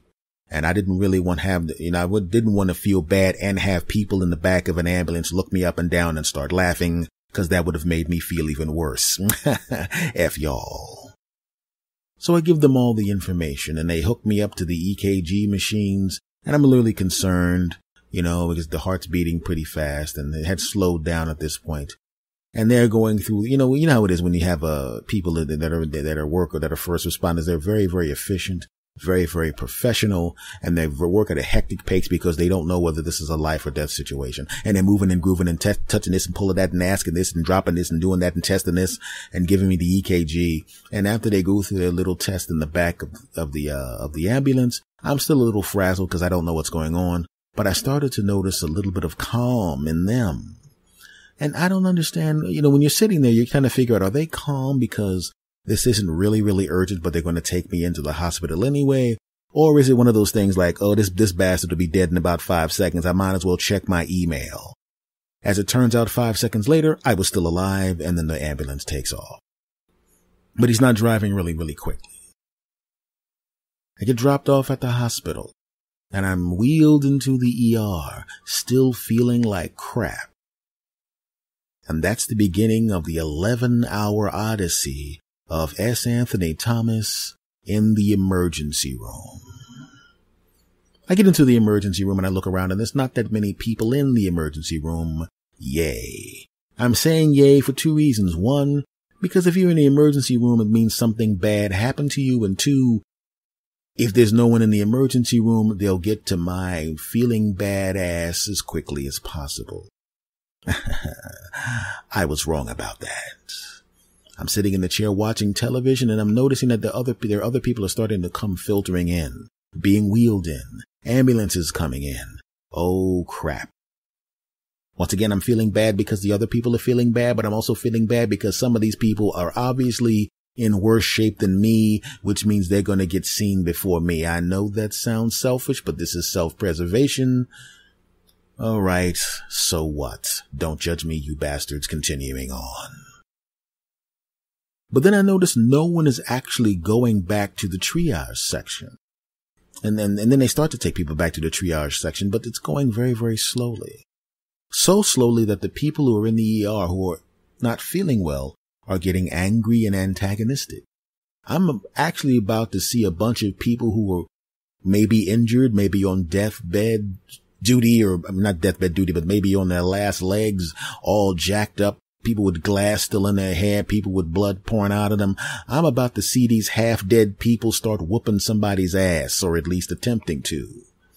I'm hearing people on the phones cursing out the nurses. Hey, mother sucker ain't come to get me yet. I've been here all this time. I've been here 9 minutes and I have not gotten back there, man. These people ain't nothing but a bunch of dirty boobs and a bunch of bleebs and a bunch of dirty mother boob and a bleeb and all of that crap. And I'm looking at the guy and I'm looking at the guy. He doesn't even look like he's that sick. He doesn't even look like he's that injured. And I'm sitting here feeling like crap. An hour goes by.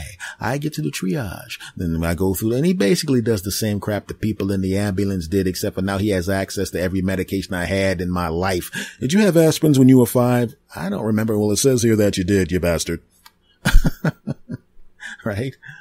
So they wheel my ass out into the waiting room, and I get out of the wheelchair because I'm starting to actually feel a little better. And I don't want to be sitting in a wheelchair and have someone else need a wheelchair because that makes you a douche, and I'm not one of those.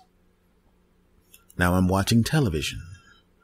And now I'm watching more people come in, and I'm noticing that every chair is full. And now there are people actually getting into physical fights with each other and starting to get into really loud altercations with the nurses in the triage section. Now, I know that the nurses are really, really professional people and would never do anything. But I'll tell you right now, if I'm going to piss off someone, it's definitely not going to be the person who's going to be administering needles to me and giving me my medicine. I'm not going to do it. There's one lady walking around cursing out everyone. And I mean, she is going to town. She's using language that is so bad that me, a professional comedian, my entire life was going, man, that's a lot of cursing. And believe me, I heard a lot of cursing. I actually saw a bunch of people who were longshoremen walk in and go, hey, lady, calm down. Even we're shocked by that language. And they taped their ears shut. That's how bad this lady was cursing. And it seems she was picking people at random to be mad at. I mean, she had every right to be mad. We're in the emergency room and nobody's seeing us, and I'm angry too. And I'd actually had been there longer than her, because now it's gone on 3 hours of the 11-hour odyssey, and I'm still sitting there and I've seen nobody. And I didn't even realize it was 3 hours until I realized that the show that I was watching was 3 hours long, and now it's going off. That's a good indication. But she's picking people at random to be crazy with. And I don't like to say crazy. I know it has a negative connotation, but at the time, that's what I was thinking, because I wasn't feeling well and I was angry and I was hoping she'd crazy over there, not over by me. She was actually picking people to be crazy with at random. It was almost as if there was a wheel in her head that would spin. You know, like when you watch those game shows and they spin the wheel and it go and it would stop on a specific amount of money and you'd win that amount of money. Well, I think in her head there was a big wheel and it only had 2 answers on it. Mess with them, don't mess with them. And she would spin it as she went up to everybody. She'd walk up to a person and you'd see the wheel spinning in her head. Mess with them, don't mess with them, mess with them, don't mess with them, mess with them, don't mess with them, mess with them, don't mess with them, mess with them, don't mess with them, mess with them. You mother sucker! You ain't nothing but a bleep, and your mother's a bleep, and you ain't nothing but a bleep, and you think you can get in front of me in line? You think you can get in front of me in line? You mother of a bleep, and you ain't nothing but a bleep. I'll kick your bleep. You nothing but a bleep. Your mother's a bleep, and your father's a bleep, and everybody in your family ain't nothing but a bunch of dirty bleeps. And she was a lady that was kind of small. You know, if it was a guy that did that, I would be afraid that somebody was going to drop kick his ass. But you're not going to drop kick an older lady that's like 5 feet tall. You're not going to do that. She goes to the next person in there. Once again, that wheel spinning. Mess with them, don't mess with them, mess with them, don't mess with them, mess with them, don't mess with them, mess with them, don't mess with them, mess with them, don't mess with them. Hi, sir. How long have you been here? I've been here about 2 hours. Isn't it weird that we've been here this long and we haven't been seen? This is just really, really crazy. Really, really crazy. Yeah, that's really crazy. She walks up to the next person. Mess with him. Mess with him. You mother sucker. You ain't nothing but a dirty bleed, and your mother's a bleed, and your father's a bleed, and I kick your bleed.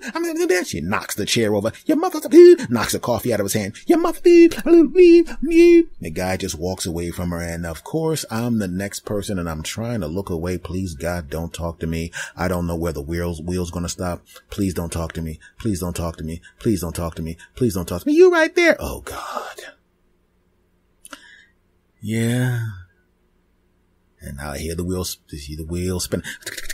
Mess with him, don't mess with him, mess with him, don't mess with him, mess with him, don't mess with him, mess with him, don't mess with him, mess with him, don't mess with him, mess with him, don't mess with him, mess with him, don't mess with him. Thank God. Sir, how long have you been here? I've been here since about 5 o'clock in the morning. Oh man, you should be madder than me because I got here at 7. Oh my goodness, maybe we should go up there and we should talk to them. Like I'm going to go up there with her as if she's with me.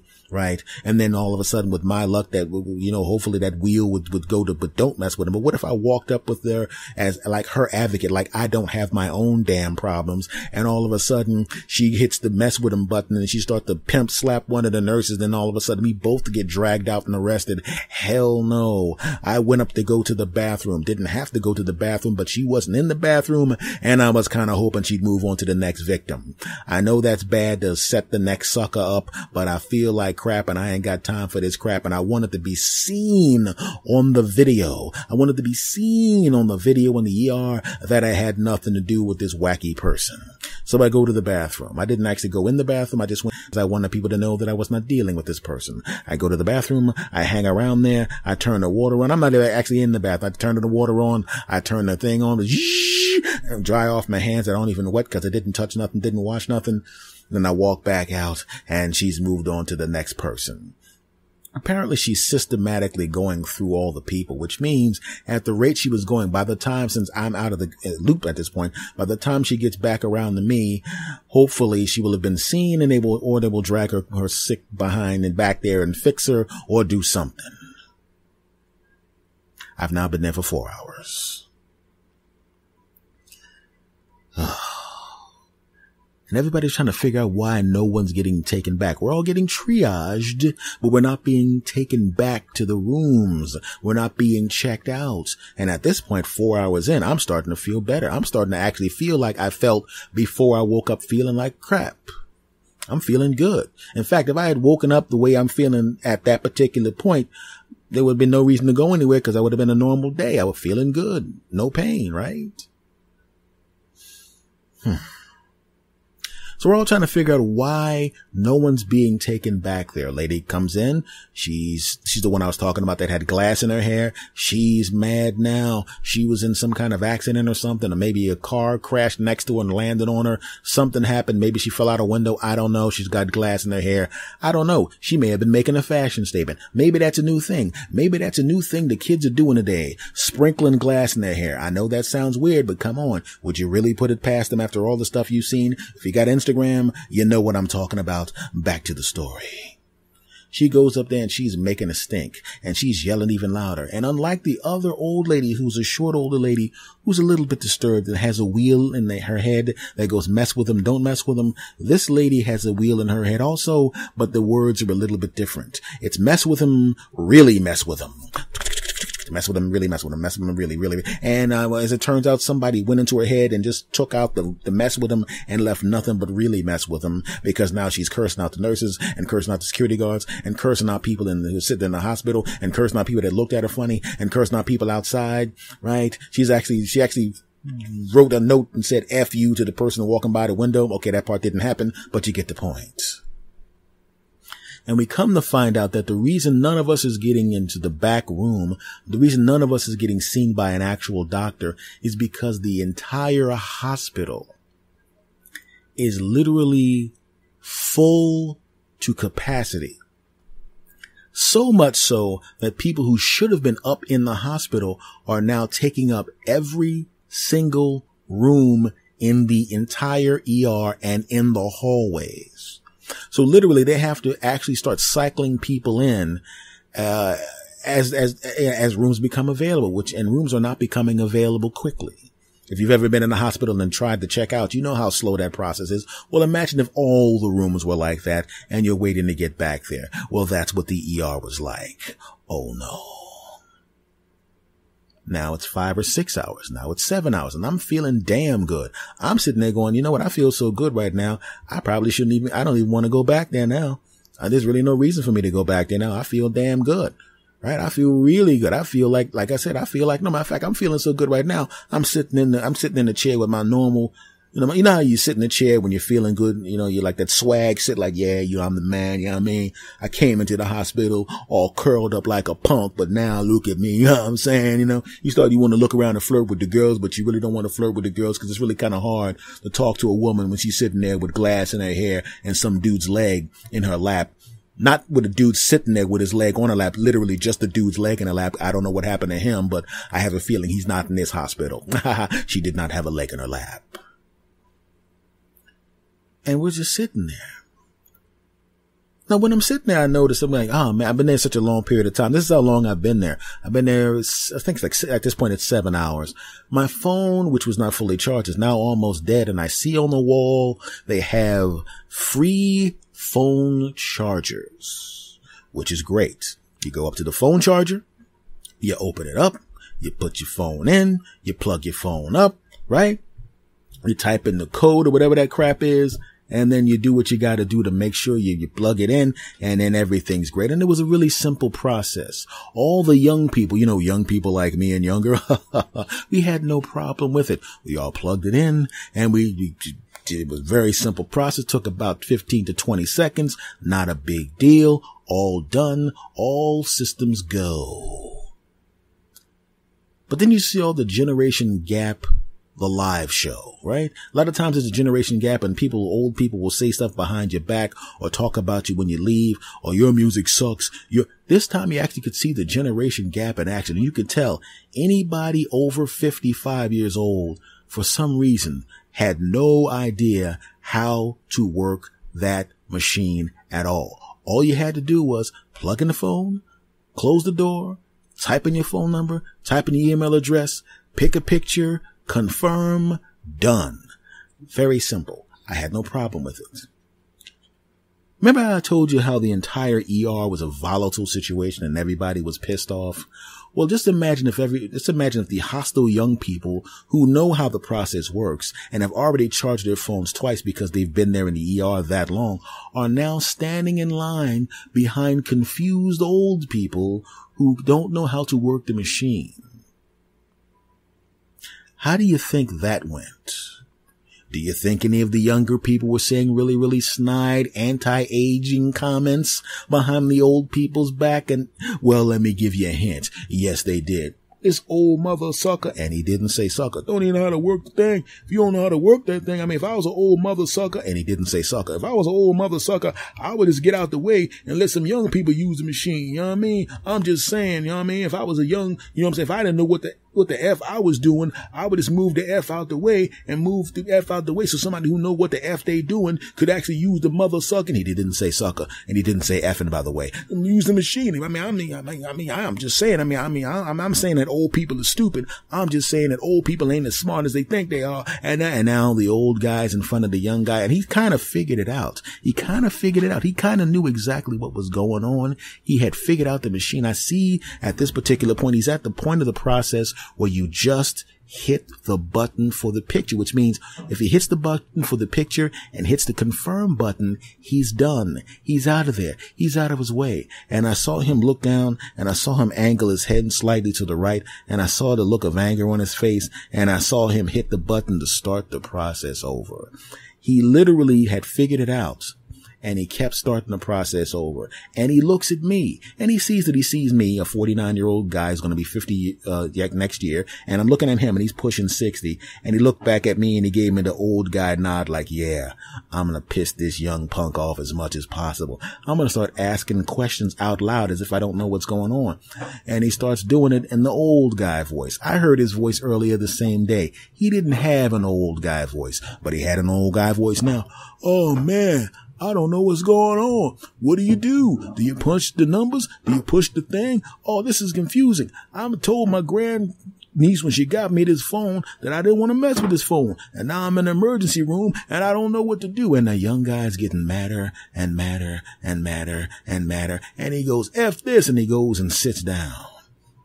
Then the old guy laughs and punches in the code in a nanosecond and plugs his phone up. And the young guy looks at him and now knows he was just played for a sucker. The old guy stops, smiles at him, and keeps walking. I tried not to laugh because now I'm feeling good, and the last thing I need to do is have a semi-injured young guy beat my ass in the emergency room. We're now at about 9 hours. You know, and I'm starting to see people start to be moved back into the back room. I'm starting to see people being moved back. I'm starting to see people being taken back into the hospital. Obviously now the rooms are starting to open up. You're damn right. The rooms are starting to open up, and all of a sudden the mood is starting to get a little bit happier. All of a sudden you start to see the line of people move from the triage section and from the waiting room. They're starting to move into the, you know, when you're in a supermarket and you're standing in line and there's somebody in front that doesn't know what a credit card is and has never signed a check before, and apparently money's confusing to them. And then that person gets out of the way, and then all of a sudden you start seeing that line move like a damn conveyor belt. Well, it was kind of like that. All of a sudden, all the people that were a little bit hostile are starting to be a little less hostile because they could see some movement. They could see that it was almost over. They could see it was time to get this thing started. And we started to see people that were sitting out there with us go into the back and come out with the paper in their hand, you know, the discharge paper. You know what it looked like, which was hilarious? Remember American Idol, when American Idol was on, and then people would go into the back and they'd sing for Simon and them, and then they'd have the camera on the outside of the door with Ryan Seacrest sitting there, and they'd walk out and they'd look sad, and then they'd whip out the piece of paper that said they were going to Hollywood, and they'd jump up and down, yay, and everybody would celebrate, and then they'd leave. It was kind of like that. You'd see people walk out with their discharge papers, and the family members that were in the damn waiting room waiting 47 years for them would go, yay! And they'd hug each other and walk out like they were going to go to Hollywood and sing I Will Always Love You, written by Dolly Parton, but sung by Whitney Houston. So that's what it started to feel like. And I started to see, well, there were some people that went back before I did, because there were people that were in really bad shape. And obviously I wasn't. So I really didn't give a crap. And quite frankly, my whole day had been ruined any damn way. And I was half asleep any damn way. So who cares at this point? And finally, at the 10-hour and 15-minute mark, I hear this. Mr. Thomas? Mr. Thomas? Is there a Mr. Thomas out here? And I go, that's me. Okay, Mr. Thomas. And I walk towards her, and she has this look on her face like she's waiting for me to give her a hard time. And I walked up and I said, hey, I was wondering, do you have any open rooms upstairs in the hospital? And then she starts laughing. She goes, I said, thank you. You know what?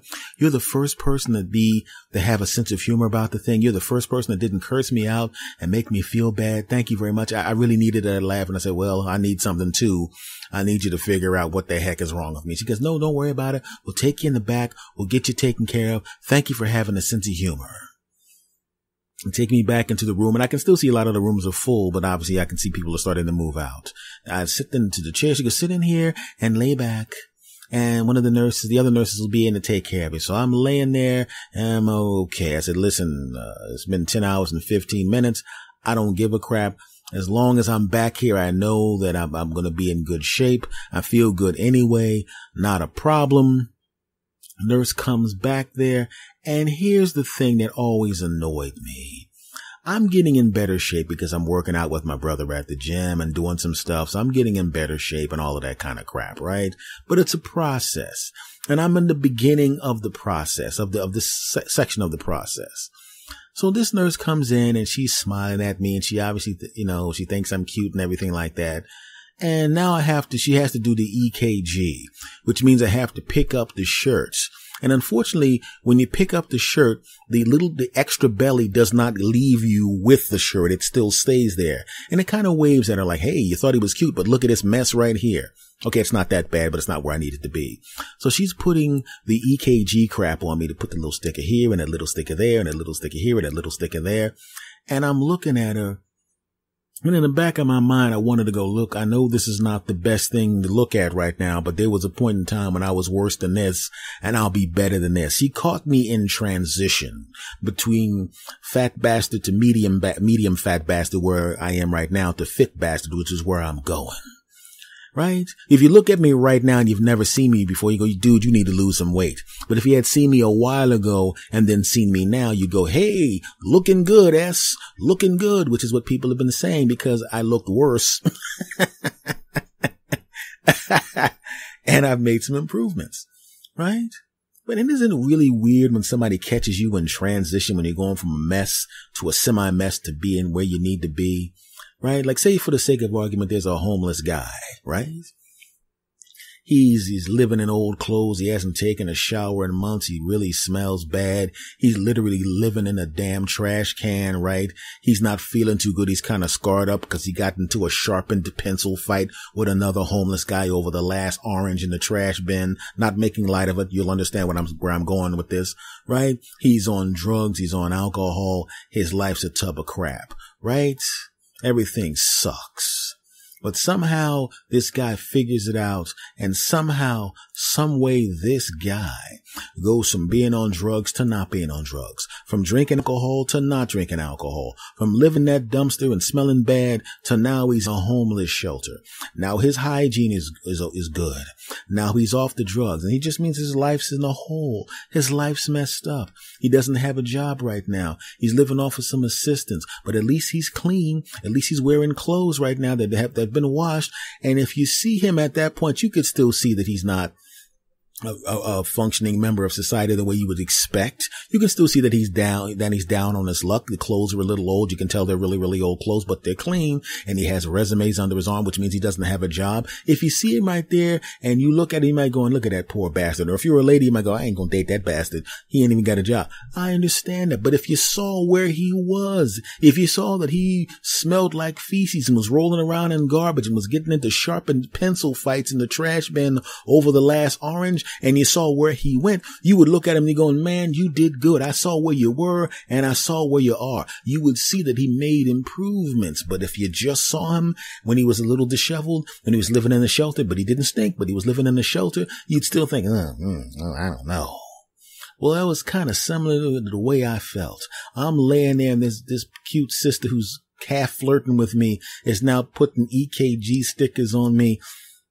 Okay, maybe an eighth flirting with me. Okay, maybe she wasn't flirting with me and I wanted to flirt with me. Shut up. This is my story. F y'all. Back to me. F y'all once again. And I'm sitting there going in the back of my mind, why couldn't I have had this health scare like 6 to 9 months from now when my chest and stomach is looking good? How come that couldn't happen, right? How come that couldn't happen? Right? How come EKGs have to put the things on your chest? How come they can't just put them on your legs? My legs look good, right? That's the one body part of mine that no matter how fat I ever got or how out of shape I ever was, my legs still look good. Everybody has those body parts, don't you? A lot of people, I should say. You have a part of you that looks good no matter what, whether you're a tub of crap or not. I have a friend of mine who turned into a tub of crap like I turned into a tub of crap. He's a middle-aged guy like me too, and we're in a similar weight loss journey. And no matter how big of a tub of crap he looks like, his arms still look like Arnold Schwarzenegger. No matter what, he could drink large sandwiches while laying down, and he'd still have the arms of Arnold Schwarzenegger. Arms look all sliced up no matter what he does. Right? And that's the same thing with my legs. No matter what a fat bastard I am, if I walk around in shorts, women are like, you a fat bastard, but them legs look delicious. And I'm like, well, could you do me a favor and not look at anything but my legs so I'll have a chance with you? And they're like, no, too bad. I already saw the rest of you. And then they say, get away from me, you fat bastard, but your legs look delicious. That's true. And I have a lady friend of mine is also a middle-aged lady, and she's also working out too. And just like us, she was a semi-tub of crap, but she was a huge tub of crap. But now, like us, she's a semi-tub of crap.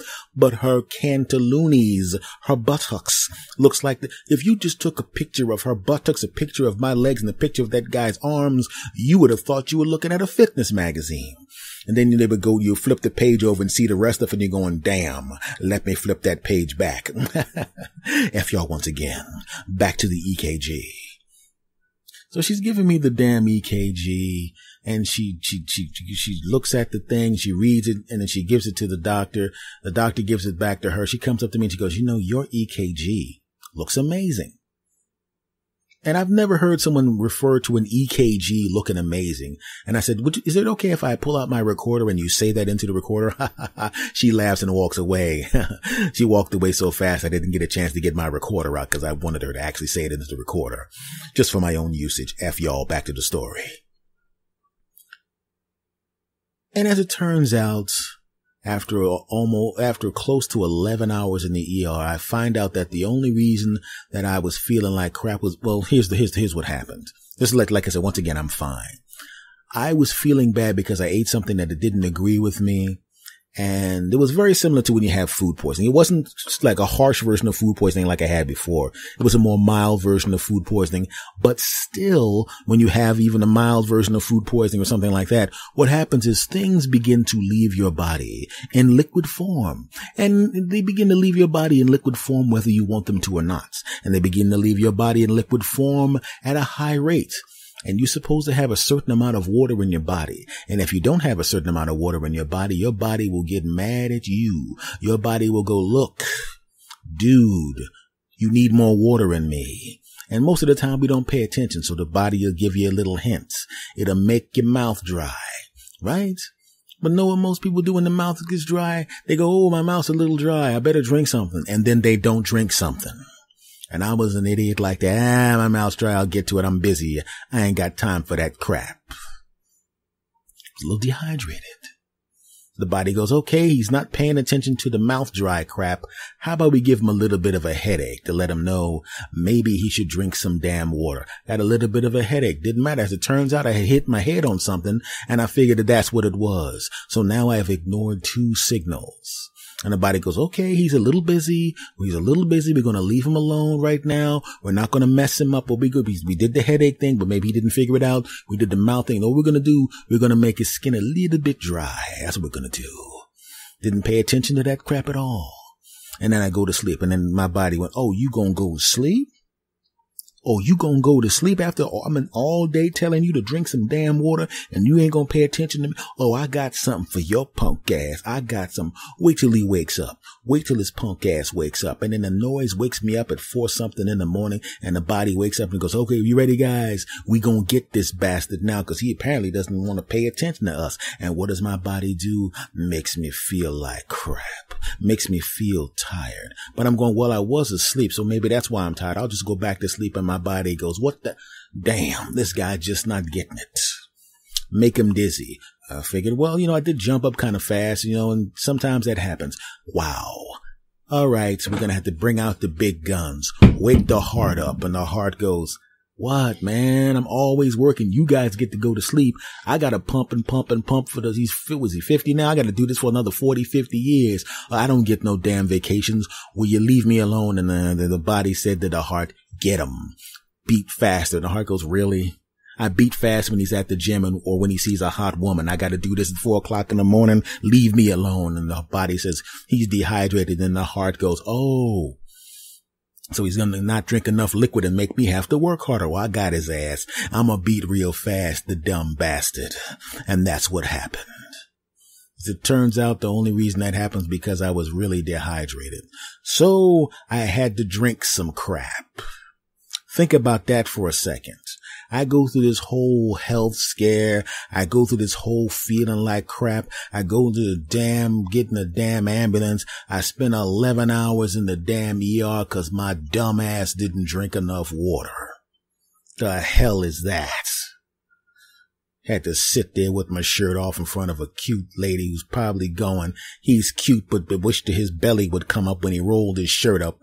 You bastards, damn it. It was all my fault. When I started this segment, I was talking about how I thought about whether or not I wanted to continue doing certain things, including this. And that's what I was thinking when I was sitting in the ER and feeling bad. But once again, like I said, when you're thinking in terms of, do I want to be in this relationship? Do I want to do this job? Do I want to be with these friends? Do I want to be around these people? And in my case, do I want to do this podcast? Do I want to stay? I wasn't really considering not doing the podcast anymore. Of course not. And when I was in those relationships, I wasn't really considering getting out of those relationships when those thoughts went through my mind. It's just something that happens to you sometimes. And when I found out that I was going to be okay, when I found out everything was fine, when I found out that I had my heart is in great shape, when I found that I'm actually pretty damn healthy, when I found out that I was going to be okay, all of a sudden I started thinking a little bit differently. I started going 300 episodes. I'm gonna put another 0 on that before I even consider stopping. You're damn right. But I tell you, man, 11 hours in the ER is about 11 hours too many. So my friends, like I said, I'm no doctor or anything like that, but make sure you drink enough water, especially if you were sick and fluids were flying out of your, whatever. You don't want to wind up spending 11 hours in the ER like I did, because I got news for you. That crap was not fun, and I'm really pissed off about the fact that I had to spend 11 hours in the damn ER. Okay, I'm not actually really pissed off. I was pissed off. Then I'm not pissed loud 11 hours in the ER. Mainly because, well, if it wasn't spending 11 hours in the ER, I wouldn't have an episode of the podcast this week. Because that's what this podcast episode is about. Okay, full disclosure. I have several episodes worth of stuff on my dry erase board, so I will literally never run out of anything to do on the podcast. But this week was extra easy because I got to talk about some crap that actually happened. Yeah, that's right. So listen, like I said, my friends, drink some damn water. You don't want to wind up like me. In fact, I'm going to drink some water as soon as I finish recording this crap, because damn it, I'm not going back to the damn ER because my punk ass is too busy working on crap to drink some damn water. God, I'm an idiot. All right, folks, this episode has concluded. Normally, I break my episodes into segments, but quite frankly, when you've been in the ER for 11 damn hours, you want to talk about the experience all the damn way through. Folks, this is episode number 298 of the Yes Anthony Says podcast. We got 2 more episodes. Obviously, next one's 299, and then the big episode number 300. I do not know what I'm going to do on episode 300. Like I said, I do have a lot of stuff to talk about and a lot of stuff written, prepared to do episode 300, but I'm still trying to figure out whether or not I want to, because the episode 300 is going to be recorded and released on December 31st. And I don't know whether or not I'm going to do an original show, because Lord knows I have enough material for like 16,000 original shows, or whether I'm going to do a best of episode. I haven't decided yet. I'm prepared to do either one. So maybe I'll surprise you with what's on episode number 300. I may even do another episode in the nude. Granted, you won't know. This is a podcast with audio. So even if I am nude, you wouldn't know about it. In fact, I'm nude right now. I am not nude right now. Folks, you've been with me 298 episodes. There's going to be 2 more. It'll be 300. 4 years and change. And hopefully we'll be together for a much longer period of time. I want to thank you guys, man. You guys have been really good to me all over the years. I'm looking forward to many more years with you weird bastards. I love my bastard army. Folks, this podcast is every damn where. iHeartRadio, TuneIn Radio, Stitcher Radio, iTunes, Spotify, Mixcloud, Stitcher. I'm damn everywhere. The home base for the podcast is santhonysays.podbean.com. But quite frankly, because I've been doing this for such a long period of time, all you have to do is go and Google my name, S. Anthony Thomas, and all my crap pops up. If you want to, you can Google the name of the show, S. Anthony Says, and the show pops up.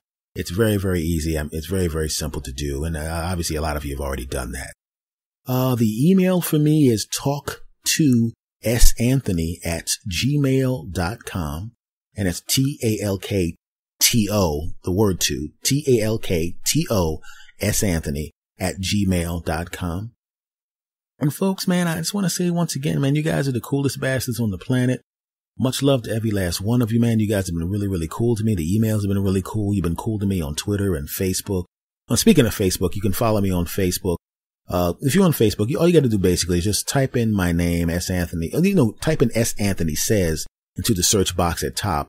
I have a quote fan page there, and it has the blue check mark because it's verified to be me. So that's really me. On Twitter, if you want to follow me on social media, a lot of you already do, obviously. But for those of you that are new, people listening in the future, the Twitter for me is my name, at S. Anthony Thomas. And the Twitter for the show is at S. Anthony Says. So I just want to thank you guys for everything, man. You guys have been the coolest. I got the coolest bastard army on the planet. My American bastard army, thank you. Australia, Canada, Great Britain. Actually, I should say the United Kingdom because it's not just one place. United Kingdom. I even got some expats in China. Thank you very much. You bastards. I love you as well. And I will see you guys again next week for episode number 299 as we prepare for episode number 300. Once again, don't know what I'm going to do with it. I may just do may just acknowledge this is the 300th show and thank you bastards again and just do a regular episode. I don't know yet. But it's really great to hit that 300th episode. It's really, really a cool milestone to hit. Folks, I am going to be out of here. I'm going to say goodbye to you bastards the way I always say goodbye to you bastards. And I want you bastards to say it with me. Are you ready? You know how to do it on the count of 3. 1, 2, 3. S. Anthony. Out.